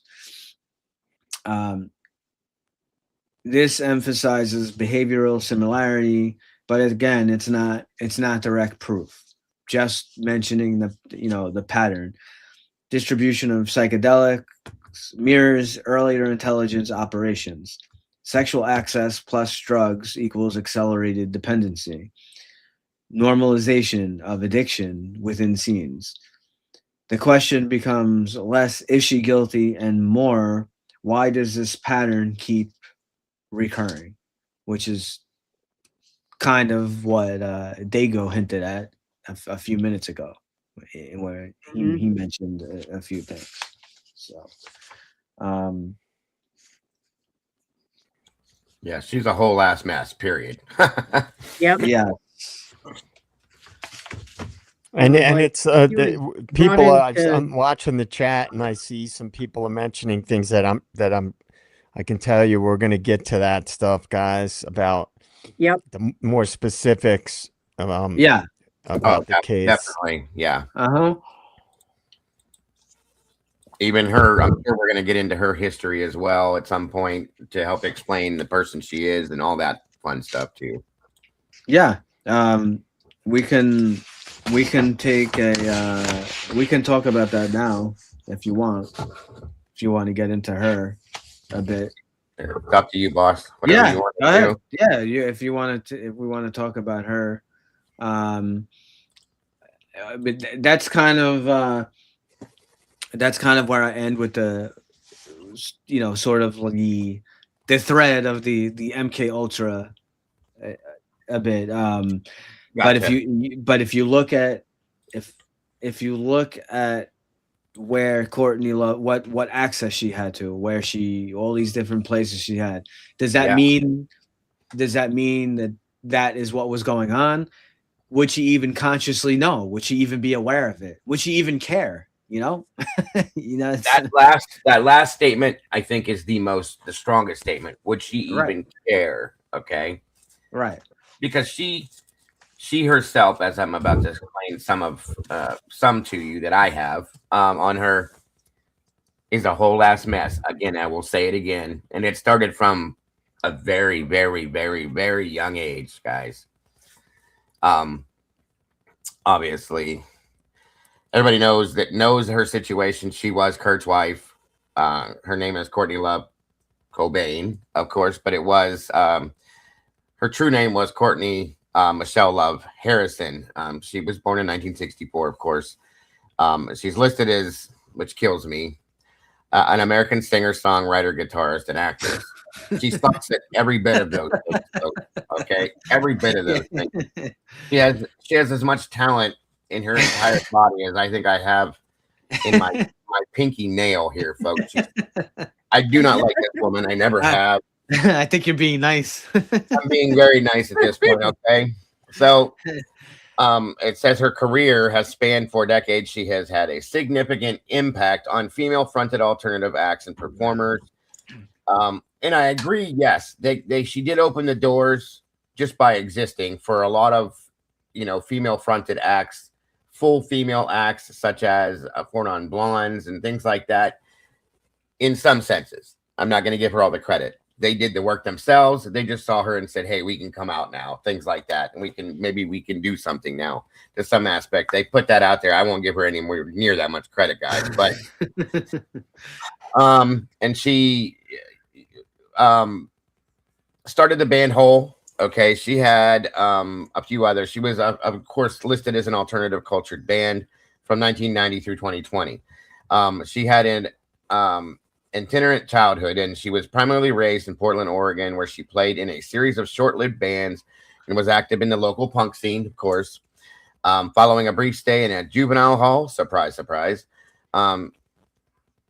she spent a year living in Dublin, which is which you're talking about, where one was talking about the person he was very close to from England. This is where this comes into effect. And Liverpool. Before returning to the United States, pursuing an acting career, she appeared in supporting roles in the Alex Cox films Sid and Nancy, which is another amazing. There's a better movie that she wasn't in.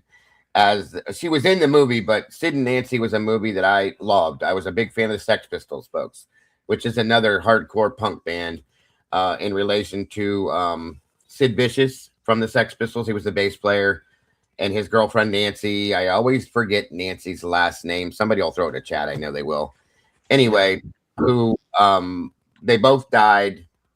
Sid, they were on heroin very badly, and Sid ended up not per se wanting to, but murdering his girlfriend Nancy in a drugged rage. Nancy Spungen, thank you so much, Rui. Anyway, great movie. Again, I would check that out too if you guys are into that stuff. I think you'd enjoy it. But anyway, she played in that movie. I hate giving her credit for anything, you guys. I'm sorry. And then she also played in a movie called Straight to Hell in 87 through 89. She formed the rock band Hole with guitarist Eric Erlandson, and she was its lead vocalist, rhythm guitar part player, and she also was becoming quite a bit larger in the alternative and grunge scenes of the 90s. However, her highly publicized relationship with a 1992 marriage to Kurt Cobain himself, followed by his death in 94, temporarily overshadowed her music career. Thank the Lord, because nobody needs to hear it. It also says that Courtney Love and Hole soon rose to prominence due to her uninhibited live performances and confrontable lyrics. The group received critical acclaim from underground rock press for their 91 debut album, Pretty on the Inside, produced by Kim Gordon, while their second release, Live Through This, which is the only album I ever saw, and it sucked. Okay. Some people will argue that. This is just my opinion, guys. But anyway, 94 was met with critical accolades and multi-platinum sales in 95. She returned to acting, which she was in a few movies I saw. I can't remember. She was in The People versus Larry Flint. I knew that one. And there was a couple other where she played some offhanded things. But anyway, moving forward in life, I don't want to put too much out there because she really doesn't deserve it, in my opinion. I'm sorry, but she's fought against anything anybody wanted to do that could help Kurt in any way. As far as like his career and stuff, she used Kurt Cobain to become somebody. Okay, that's a fact. I'll argue that with everybody. His fame, his notoriety, she used it to push her career. And she had heard and found that he was going to be leaving her and flipped out. This is where some of this conspiracy comes into play too, folks. Okay. She's just not a good person. She's not a good person. It was claimed that her father, and these things, I feel bad for any child that goes through this, but introducing her to drugs at the age of 4 was giving her LSD and things like that to babysit her per se, and then prostitution shortly thereafter, so on and so forth. So, yes, there's psychological things in the background that could have created her, but you also always have a choice, and she didn't use that choice. So, she's been through many psychotherapists when she was a child, so on and so forth, as she moved forward in life. And again, just to give it the nutshell effect, like I said, she became close to Kurt. She liked his music and knew that she could latch onto him and use him to get ahead in her life as well. And this is not just an opinion. She did this. So when and here again, when she found out that Kurt was planning on leaving her, she wasn't a happy camper. So I'll leave that there at that point, guys. And you guys can look her up and look into her past. Yeah. Again, I don't want to give too much away about what we're going to probably get into down the road here, but the rest of it, back to you, bro. Good. That was great. Yeah, thank you. Absolutely. And just to piggyback off of what Dago said real quick, if you look at a lot of, I saw people mention some of this in the chat earlier, but these revolutionary artists throughout history, just look back and you'll see it. There's always people around them in the periphery that latch onto them. Yes. And many examples. We could go on and on about this. They latch onto them and they don't care about the well-being of that artist or that actor or writer or actor, whomever they are, highly influential people. There's always hangers-on around them. And I can tell you, and Dago can tell you, even on a very, I can only speak for myself. I was just in, local type bands and on and off for years. And even on that level, there are people, if your band maybe gets some local notoriety, there's always people in the scene that latch on. And one of the things that I've noticed time and time again from many bands is that even on the lower level, there's always drug dealers nearby. Always. Like you're playing in bars and clubs, and back in the day, you played late nights. You know, if you play in New York City, I mean, some bands don't even go on till 11 p.m. Right. And there's always people around in those scenes. And so a band gets huge, you can imagine the amount of people that are hangers on that are trying to latch on to those bands, and not for good reasons. No, they're just parasites. Oh, yes. Essentially. Very good point. I also forgot. Thank you, Christina, for throwing that in chat too. She was also responsible for anybody that's familiar with Kristen Pfaff, her death as well. So again, it's amazing the things she's connected to, you guys, is all I'm going to tell you. Yeah. And yeah, you're very right about what you just said there, Joe, for sure.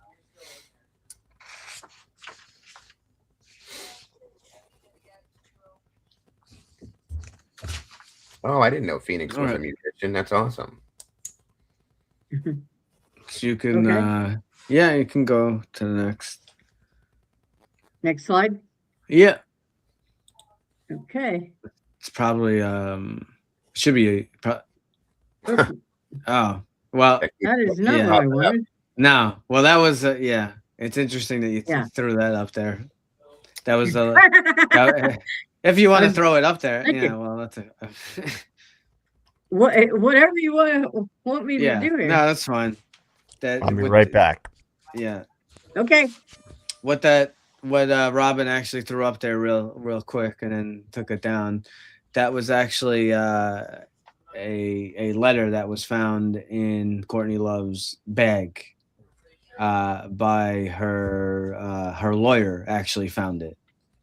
So it was within a few days after Kurt Cobain had died. So Courtney and Kurt they had a longtime lawyer that they used, and this lawyer found this letter that you can looking at that letter, and then it looked like someone who was like practicing handwriting and whatnot, and the mysterious suicide note. Allegedly, yes. Yeah. And let me throw something out here, guys.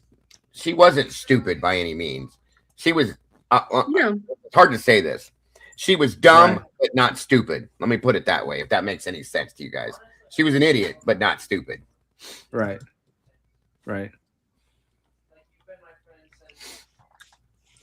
So, what we have here, Kurt Cobain sobriety as a threat. So,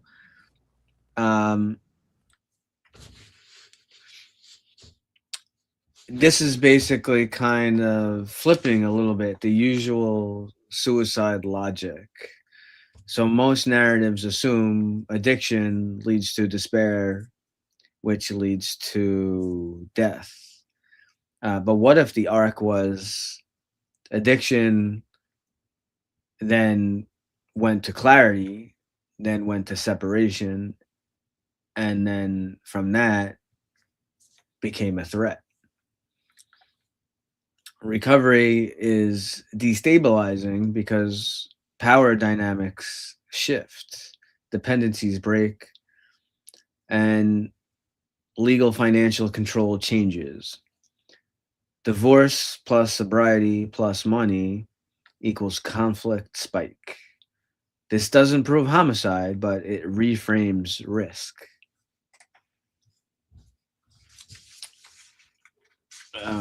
Because it was like she wanted to control him, and sobriety, if he were to get sober, it was going to lessen his dependency on her. It was going to lessen his dependency on the powers that be, financially and everything else. So that's where he became such a threat to the establishment. Absolutely. Exactly. Right. So go ahead. She was even referred to as his handler at some points, guys. Yeah. Right. You know, and that's a scary thought. Phoenix just made a statement, you know, because she was an addict, and so on and so forth. You know, it caused issues. If she wasn't an addict, guys, and she had a brain, she could have been severely dangerous. Okay, even worse than she is now. It's a great statement that Phoenix put out there. So yeah. But that statement about her being a handler kind of took me off guard when I first heard it. I'm like, what are you talking about? Because that was before I got into all this other stuff, you know? Right. But it makes perfect sense. It makes perfect sense, you guys, if you think about it. You guys are nailing it. And also someone in the chat just pointed out the obvious, which is she controlled a lot of people in that Kurt's orbit with drugs. Yes. Yeah. You know, she gave them drugs. She did. Like his best she friend. did. Right. Well, that's a key. Right. That wound up being a key point towards the end. Because Dylan knows that she's fucking lying. He knows. Yeah. But he's so. But he is so addicted, and so you know, and she became his supplier of drugs and money and paid him off too. And she paid his rent for like a year. Yes, she had full control over Dylan, folks, as well. Kurt's best friend. That should tell you right there. Right. Yeah. She knew. He knew. Yeah. Right. And Dylan knew that she was fucking lying about everything. Yeah. All kinds of shit. Inconsistencies.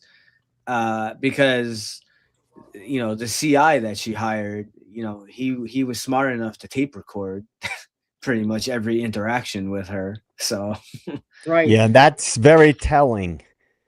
Because in Soaked in Bleach, you literally hear the phone calls. Yes. Yeah. The real phone calls, right, guys? Yeah.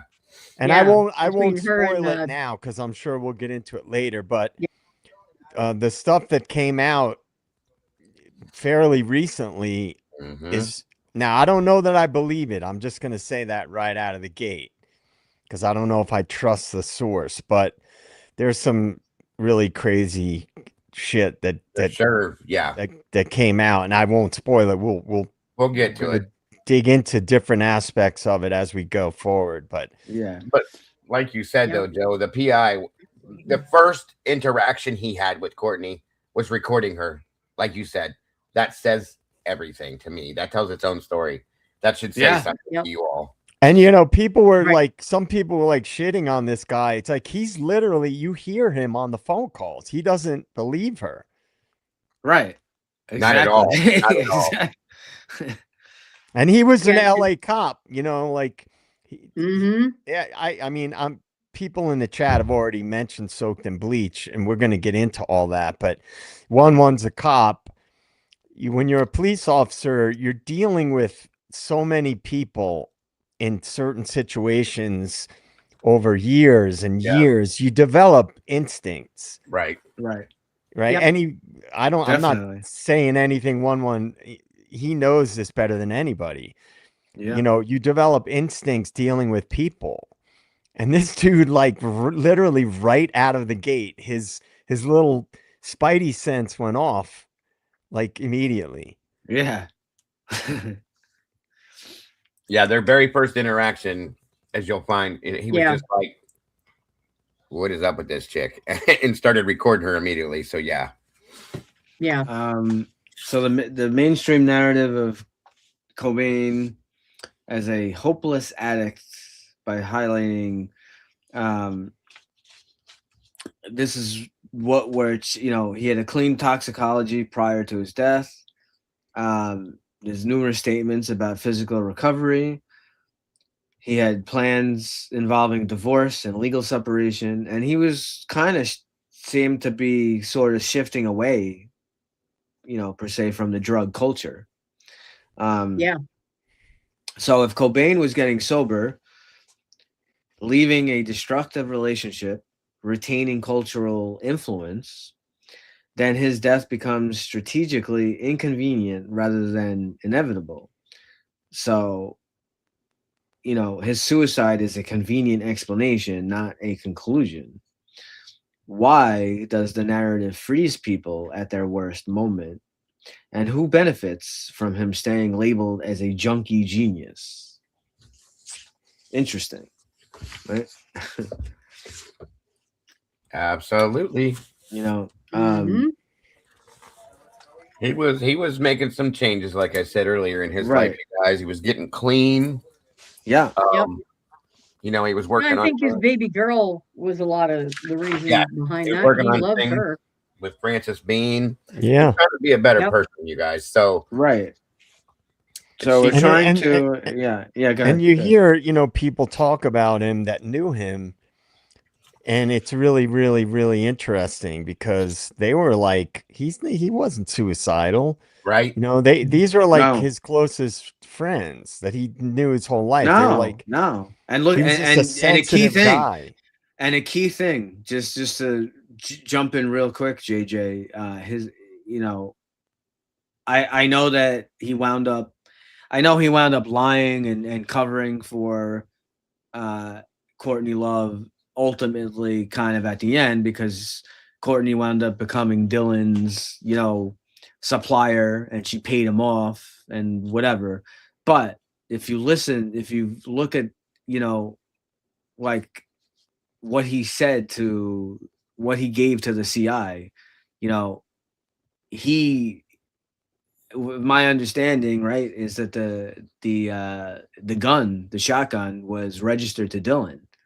So he knew, like, if this guy he's best friends with Kurt. Why, if Kurt was suicidal, why would he let him have a gun? It doesn't make sense. And Right. again, Makes no sense. I'm going to say this as a blanket statement.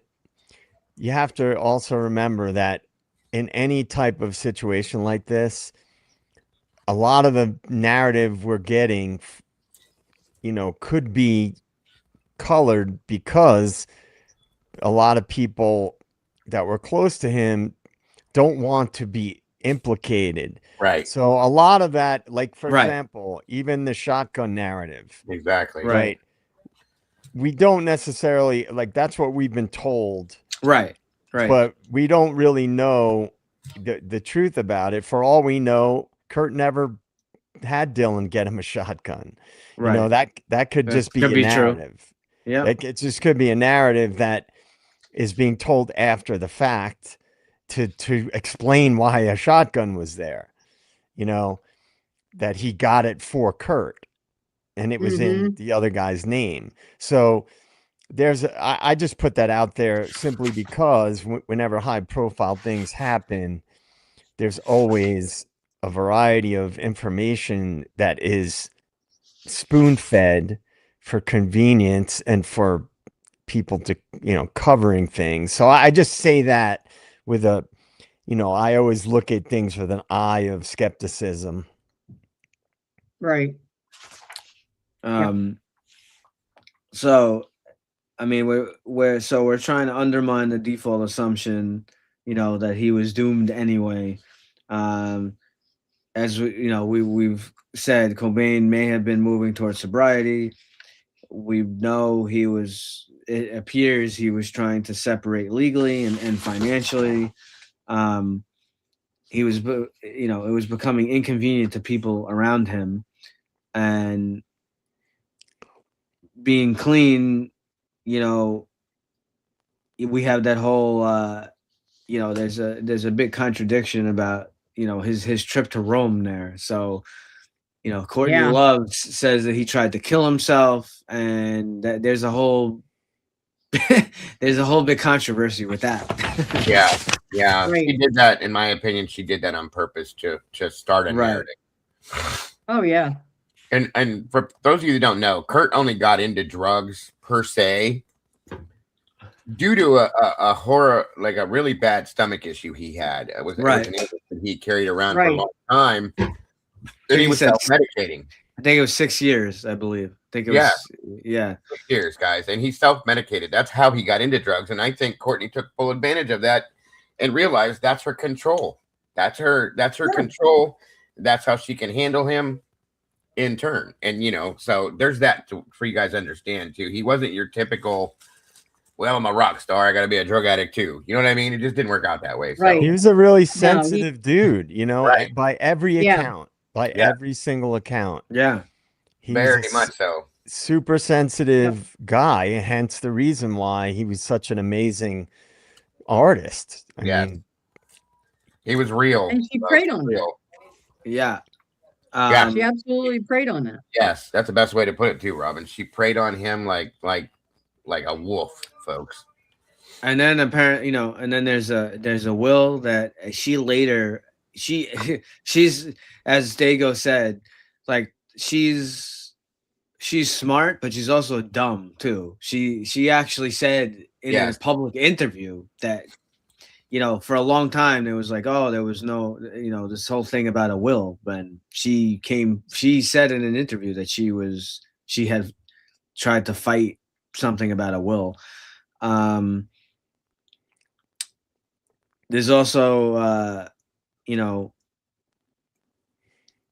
something about Rufy's, narrative tied with Courtney Love. Again, that pulls on the MK Ultra CIA, thread. But when you have a death that's publicly framed as self-destruction, the critical question is, was the person trending downward or upward? So, the evidence that we have, it really appears that Cobain was trending upward. But if you go back and you kind of see what was put out in the media and all the narratives and the stuff that was going on, Courtney Love was doing everything possible to portray that he was trending downward, which was not, it's false. It's not true at all. Right. So that tells you what is going, what's going on here. And another narrative that was proven to be untrue was his whole stomach thing. Everybody's like, yeah, he was using so much. Well, he had finally he said it himself in an interview. He had finally found a medication that basically completely got rid of all his stomach problems. Yeah. This was like shortly before he died. So, right. So, but people had been pushing that narrative. Oh, he was doing so much heroin because his stomach, but he himself said in an interview publicly, oh man, I got on because they asked him, how's your stomach? He goes, oh man, I got on like 6 months ago the right medication and it's completely healed. It's 100% now. And that's a huge thread right there to look at, because if you think of if he's having so much uncontrollable pain in his stomach, where he's like, he just wants to be high all the time and whatever to get rid of this pain, and he finally gets the right medicine and this pain is gone.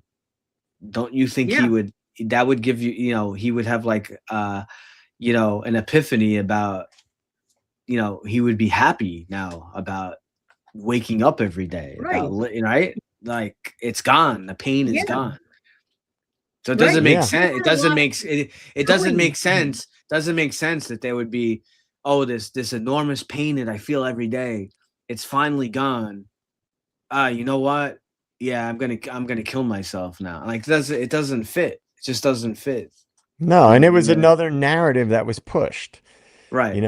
Because anytime the core narrative leading up to his death, obviously with the Rufinol overdose and all these things, it was overdose, pushing that narrative before he was killed, and then when according to the autopsy, he had like 3 times the lethal dose of heroin.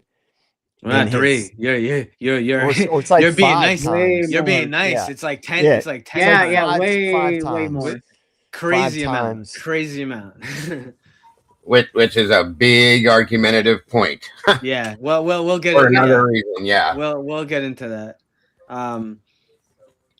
So, when you have a death that's publicly framed as self-destruction, the critical question is, well, like I said, was the person trending downward or upward? If upward, getting sober, planning divorce, controlling finances, then, as we were just saying, suicide becomes less inevitable. Motive for manipulation becomes more plausible. So this is, kind of where we get into known versus claimed versus unknown, in keeping credibility. They're persuasive versus caution. A sober pivot changes probability, discussions, and toxicology details and who did what must be handled carefully, unless, we're looking at some very specific primary records. Some of them we have, I believe, we'll get into a little more depth, but talking about that specifically, but was it 1.51 or 1.53? Yeah, I think that's what it was. Which what is, it ended up being. So and it was like 5 times the lethal yeah. dose. Just as a side note to bring that up, if you talk to it's mentioned in Soaked in Bleach, but that forensic doctor, I know Rob. I'm always so bad with him. Yes, him. He's world-renowned forensic.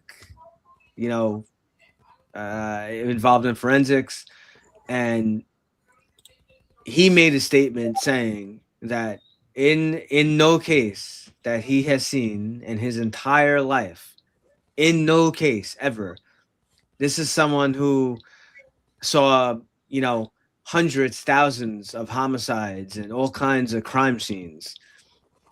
Not once, not one time did he see someone with that amount of heroin in their system and, commit suicide a different way. Right. Right. It's not right. When he died, he had signed off on or supervised or performed. You're talking like 41,000, somewhere around in there, right, autopsies and things like that. So this is a man, Dr. Cyril Wecht. We lost a great man last year. So when he says something like that, it carries full weight. Oh God, yes, yeah. And he said, he gave his final conclusion was that this case should be reopened. Yep. Yeah. 100%. And they did a test. He made reference, and he basically just, I don't know who, I don't remember, I didn't write down, I don't know who actually did the test or whatever, but basically in a nutshell, he shit all over it. So I don't know if it was the state or whoever, maybe Dago has the info. I do. Someone they did this test where basically what they were trying to do was simulate someone trying to be as high as how Kurt Cobain would have been. And what they did is they used first off, they used methadone. They used methadone pills that you swallow, and the Cyril, he immediately shit all over them and said, just the fact that they used that alone, he didn't call them idiots in the interview, but it's basically what he was saying, because heroin, when you take heroin, it's going directly into your blood. Like you get that effect like immediately. It's not going to be the same as taking a methadone pills.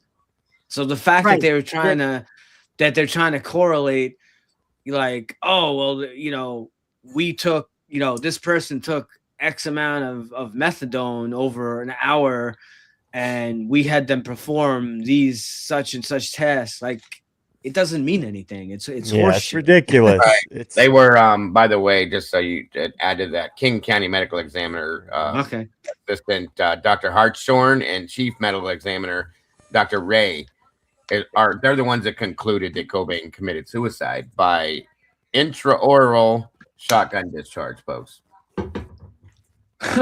That's who one's talking about, and it didn't happen. Right. Just saying. So And it says, it doesn't say the exact, it says the toxicology report that accompanied the autopsy report showed,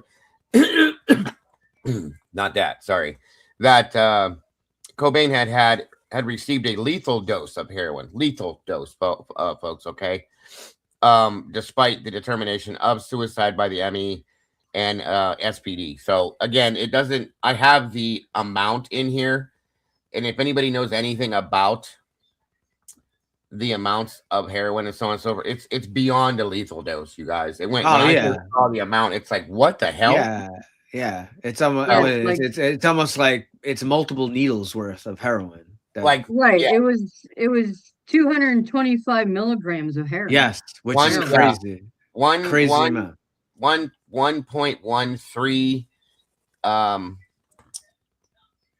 actually it's 1,13 dot after the injection. So it's be insane, folks. It's like you said, like you couldn't imagine. First off, let me put it this way: once he did part of that, if that was true, right, he would have been able to finish doing it. Okay, I'll just put it that way. Right. So that's like, 2 to 3 syringes. Right. Yes.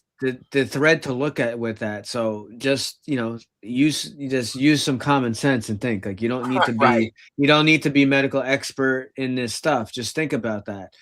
You have a forensics doctor telling you, and I'm sure other experts would agree with him, the amount of heroin he had in his system. So if you would have said like, oh well, he overdosed from the heroin or whatever. Okay, well that would have been a different thing, right? But he didn't overdose from the heroin. He shot himself with a shotgun in the head. That's the cause of death. That's the problem. That is the issue. With that amount of heroin in your system, you physically would not be able to do that. You wouldn't be able to functionally do it. It's not possible. Let me throw one little tip on the end of that. Just a little tip on the end of that, you guys. After he injected himself with this insanely amount of heroin that, as one once said, folks, if anybody has medical experience, when it hits your blood, it starts to react immediately, okay? It's in your body immediately. He put the cap back on the syringe. I'm going to leave it there. Figure that out. I have that video. When do you want me to play that video, 1-1? Oh, do you have? Yeah. So I know we're getting close to the 2.5. Yeah. Play. Do you have the forensics? Well. Yeah. Do you have something from him? Do you want that, or do you want? Yeah. Hang on a second. Yeah. I'll never get past that one, you guys. He put the cap back on the needle. Yeah. I'm right. Sure you did. Okay. Joe, JJ, I think you're muted. You're muted, Joe. Yeah. Sorry about that. I was just going to say, to add to that, a long time ago, I remember, like, I think it was somebody that was like an expert on a psychologist about suicide was saying that people that are that high on heroin, that there's the statistically, like, they don't commit suicide, like, meaning that not forget the shotgun, but just that people, when they're in that state, euphoric, it's just, as far as data goes, they don't commit suicide. Right. Because if they are that high, good point, Joe. I'm glad you brought that up, because the euphoria you feel from being that high, you don't want to end that. Understand that? Like, right. You want it to keep going. Right. Exactly. And you've seen this too, 1-1, I'm sure. Yeah. When somebody overdoses on meth, okay, and you shoot them up with Narcan, they come out of it pissed off, you guys, because you took that away. They want to go back to that point, and that's why they get so angry. Why'd you save me? God damn it, I want my high back. Shit like that, because they were enjoying that so badly. They wanted it, and they enjoy it so much. So, yeah, Joe's absolutely got a great point. I'm glad you said that, truly. The euphoria is so immense and so intense. They don't want to take their own life. They want to enjoy their high, period. So, right. Yeah, it's just like they were talking about it just statistically, like with behavior, like people that are high on heroin don't get the urge to commit suicide. It's just it doesn't add up with human behavior. Yeah.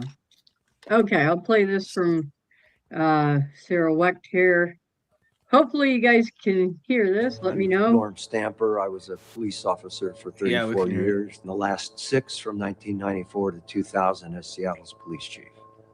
I wouldn't pretend that there aren't police officers who are cynical and suspicious and skeptical. That was the case in the Kurt Cobain death.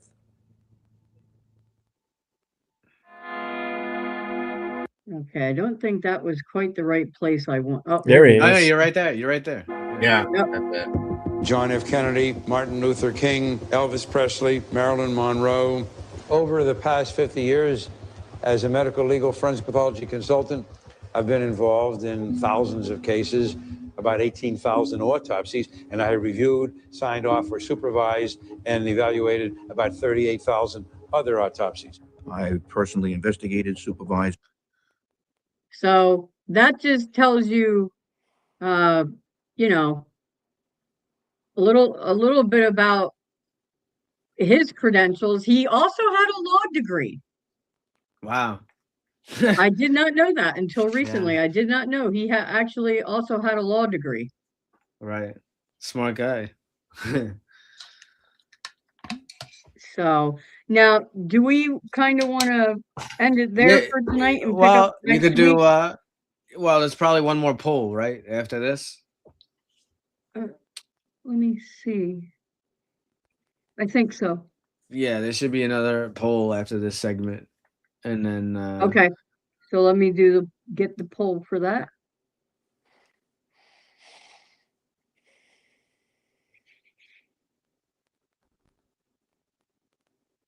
Yeah, while you're getting that up. So I know it took a little time to explain, you know, the thread with the MK Ultra and the controlling and all that, but I thought it was a well worth exercise looking at. Whether that's what whether that's what went on here or not. You know, maybe not. Maybe it's, you know, that isn't what happened here, but it's well worth looking at because he was super influential. I mean, to call him the John Lennon of the 1990s, and it does fit the narrative. You know, he, as JJ said, like he was. I don't know if there's anyone bigger in the 90s that was more influential with the youth, like that whole that movement to the grunge, the punk, the punk metal, so I believe I mean, we had Soundgarden, Nirvana, you know, all those bands came out around that time, but I believe, okay, me as myself, okay, Mudhoney, Pearl Jam, all those groups came from the same thread, I guess we'll call it.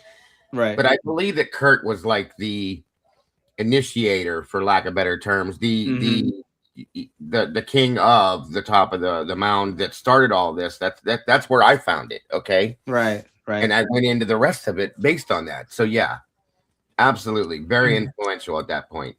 Yeah, he was, because the other bands were like Mudhoney, and the other bands were massive in that environment, in that scene, and influential. Kurt was a worldwide cultural icon. Absolutely. Right. And Courtney Love, just from, like you said, from an early age, just, you know, it's not in, as JJ will tell you, and I'm sure it's all over these books, and a pattern in history. You know, it wouldn't be the first time sex and drugs are used to manipulate. Right. Oh wow. Diego, I put the question, I put it in the private chat, is I have it ready to go. Okay, well, I want to make sure, because I just put one in there. So is it a different one? I'm sorry. Yeah. Sorry, that's what I was trying to. Sorry, guys. No, it's okay. I'll change it up. No problem. Okay. Yeah. Does evidence of sobriety change how you view Kurt Cobain's death? We have yes, a little, or no. So let me know when you're ready, Dago. Absolutely, no problem. Yep, yeah, take your time. Take your time. I kind of had to change it up because going to the new slide, that's all. No, absolutely makes perfect sense. Okay, hold on.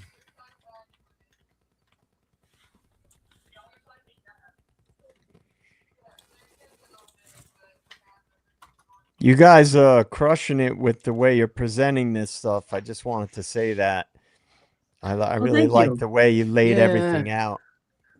Thanks, DJ. Yeah, I mean, we just try to get people to think outside the box. Like, yeah, you speaking my language, guys. I know. Speaking my language. Yeah, when I covered it, I didn't go into the whole MK Ultra thing, which I think it's a very interesting added angle to this situation, to be honest with you on one. So it's a great job with that. Pattern recognition, man. It's all about pattern recognition. Yeah. Absolutely. Yep. I'm ready to go, Robin. Okay. All right. So 1, 2, 3, go. There we go. The question for those of you, by the way, anyway, does evidence of sobriety change how you view Kurt Cobain's death? Yes, no, or I'm sorry, yes, significantly, no, or a little. Sorry about that.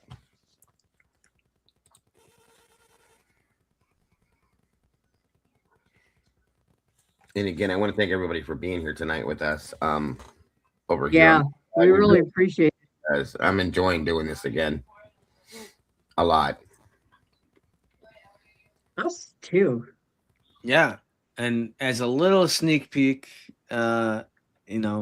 more so of like, I guess a month out. So we plan to cover. I know there's a lot that so I know people in the chat like, oh, you guys didn't talk about this. You guys didn't talk about we're not done. We're gonna. We plan to. We're not done. We plan to do another like at least three shows on this. So we will get into. There's so much more. Yeah, all the stuff with the crime scene and all of that. But a little sneak peek.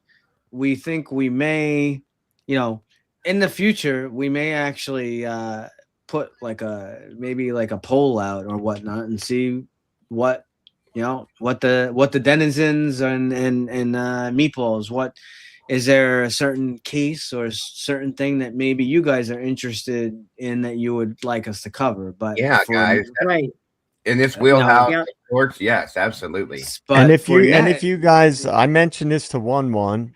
It's not obviously not as well known as Kurt Cobain, but the death of Elliott Smith, who was an amazing, very, very influential singer-songwriter, also from the Pacific Northwest, died in a crazy, tragic way.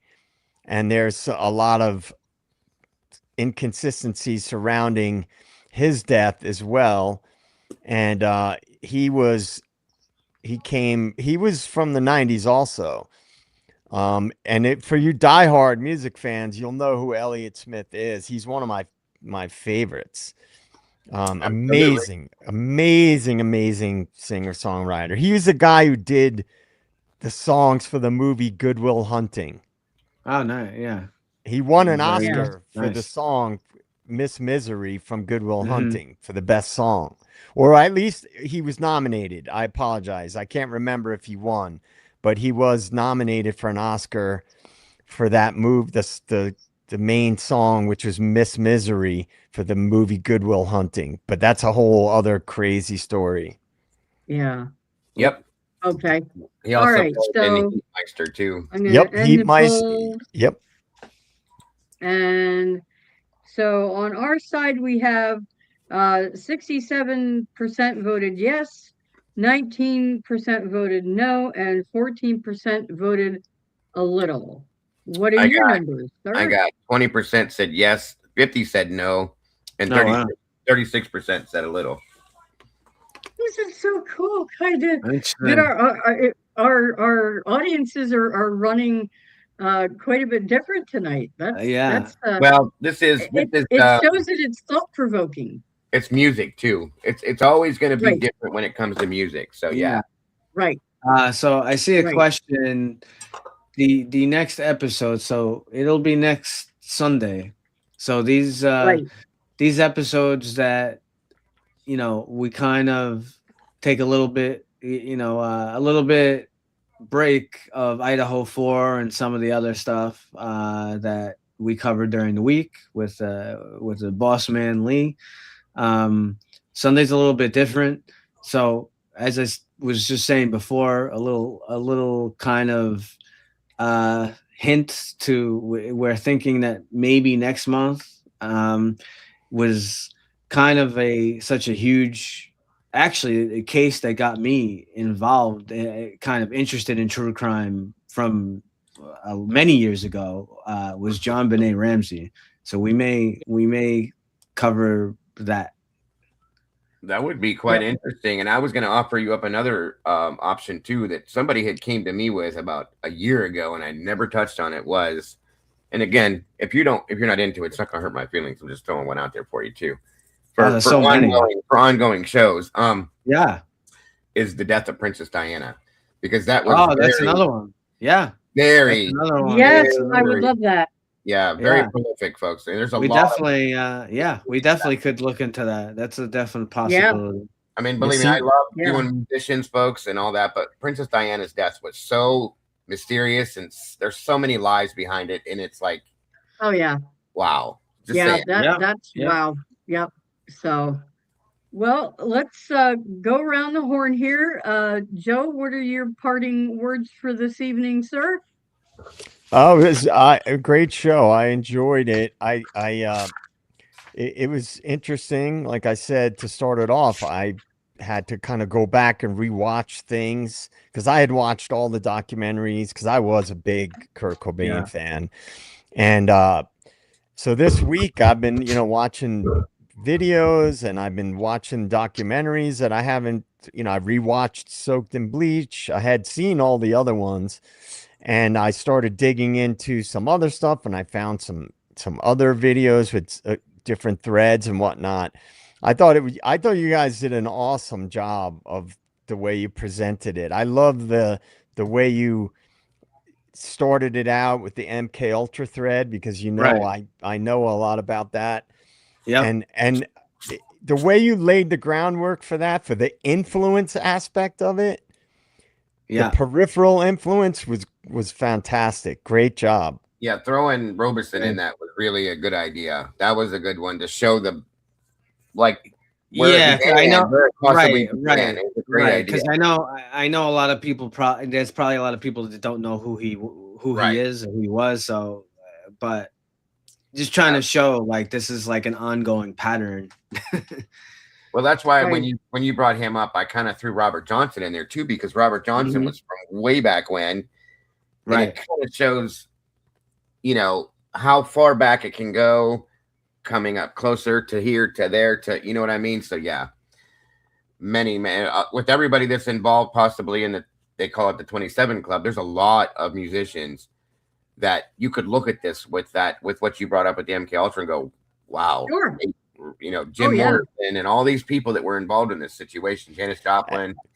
And again, this is, we can all identify the threads, and I'm sure a lot of people in the den can also, but for those who don't know what we're specifically talking about, the books that I recommended, and like Jim Morrison, look at his father, who his father was. Yes. Look at, there are threads when you're dealing with people that were massive cultural influencers. Yeah. And so that's kind of why I love this show tonight so much, because it talks about the big picture stuff that I love to talk about so much. So I really appreciate that. You just gave me a whole new level of respect for you, Joe, when you throw out Jim Morrison's dad. That blew my mind right there. So I know exactly who you are now, buddy. I know who you are now for sure. Oh, I've gone deep, man, with this shit. Yes. Not a lot of people have any clue what the hell he just said, folks. I promise you. And I'm telling you, that's a big deal right there. It truly is. So very interesting, Joe. Very interesting. Well, I got tons more where that came from, Dago. I'm sure you do. I'm sure. I didn't mean to interrupt your ending tonight. Oh no, I was just gonna say we'll have Dago up next here. And I'm right now, I'm almost at a loss for words after hearing him say that. I'm just like, wow, okay. But anyway, this was great, guys. I covered this case, like I said, a month or so ago, and I didn't delve into the MK Ultra aspect of it. Like I said, it doesn't mean, and like one said, it doesn't mean that it's the answer, folks. Okay. It's just another angle and something to keep in mind when you're thinking about, like I said just a few seconds ago, a lot of these celebrities that were in the quote unquote 27 club per se, and how they may have died. And is Kurt part of that, or was Kurt in a separate situation, or is there a combination of things? Either way, it's a very compelling story and another horrible loss of somebody that changed our lives in the 90s, guys, that really gave us a new, like, I think in some senses it formed part of Generation X, which a lot of us are part of. Okay. I know it did with me. I'll tell you that right now.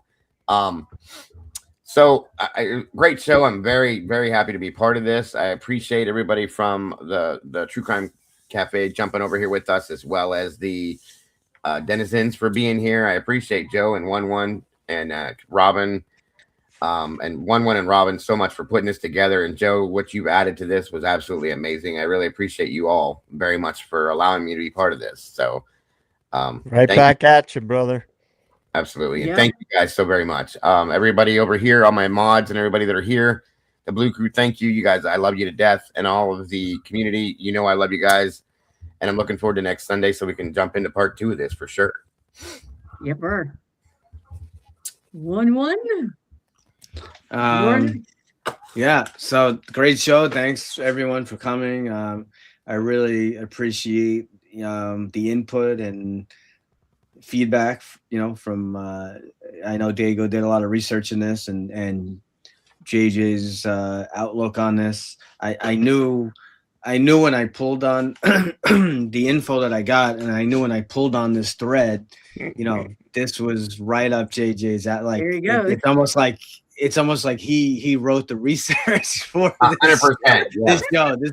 This was meant for him. So I knew that he was really gonna like it. On top of the fact that he's a Nirvana fan and all that. So I just want the people in the chat and the people to understand that we are going to cover all the other stuff involved with the case, all the inconsistencies about the crime scene and all that stuff. This was kind of just a bit kind of an introduction, and just like I said, that's why I know some people probably think I'm we're complete whack jobs now. All right, but like I said, I'm not saying that I believe everything is MK Ultra and everything is a conspiracy, but you have to look at the big picture sometimes. And this is what, a big topic, a big point that JJ makes on almost every night on a repeated say. I could probably press a button have him say it. You gotta look at the big picture. You have someone that is such a big influencer, someone that has such far reach to the youth. Doesn't necessarily mean like, oh, what are you saying? Kurt Cobain was an asset of the CIA, or that he might not have any willingness ties to the CIA or anything. It could just be the powers that be see the influence that he has, and we don't we have to control this. We have or the potential, like we said, Kurt Cobain, he was not per se political, but he could have easily become that. I mean, Sure. He was worldwide. He had very, very far reach, and someone like that can be very dangerous if you want laws and you want things to go a certain way. Well, if Kurt Cobain woke up one day and he felt a certain way about something, you think he gives a shit about what what the U.S. what the government is going to say about something? Absolutely not. Right. And he's gonna control millions of people are gonna follow follow his lead, whether they know what the hell he's talking about or not. And if he was stepping away, folks, from this huge spot in society that he held, that could be dangerous to if anybody was handling him or using him as a tool. That could be a scary situation for them if they no longer would have that control in that aspect. Is all that's another way to look at it too. So Yeah. So thank you all for you're getting attacked up there. I see. Thank you all for coming. Thank you to the meatballs. Thank you, Dago, JJ, Robin. Fantastic job, Robin, with the helping with the slides and some of the video. Great partner. Love putting these shows and stuff together with you. We have a great time. Yeah, I enjoy it. Make sure you guys hit subscribe, like the channel. Tons of content. Lee works 30 hours a day pumping out stuff. There's a lot of good stuff to come, and just remember, keep asking questions. And as I said, I guess the main theme of tonight's show is just try to sometimes just think outside the box. What is the bigger picture of at least a possibility? Doesn't mean it's the truth, but open your mind. Open your mind. That's right. Keep an open mind. That's right. Well, thank you, gentlemen, so much. This has been wonderful. I really have enjoyed it. And thank you out there to, the denizens, the meatballs, the Blue Crew, all you guys for sticking with us tonight. Next week's going to be phenomenal. So please tune in again. Thanks for all your support of our channels. And for all you do, and I hope each and every one of you has an amazing night. Tomorrow we'll be back again at 6 p.m. Pacific Standard Time, 9 p.m. Eastern Time. Lee, of course, will be back, and we'll be getting into some Idaho 4 list, whatever it is he has on the devil's docket. So, but you guys all have a great night. Thanks so much. Take care, guys. And I can't have a good night. See you all next Sunday. So much more to come. Bye, everybody. Next Sunday. Have a great night. Good night. Thanks, guys.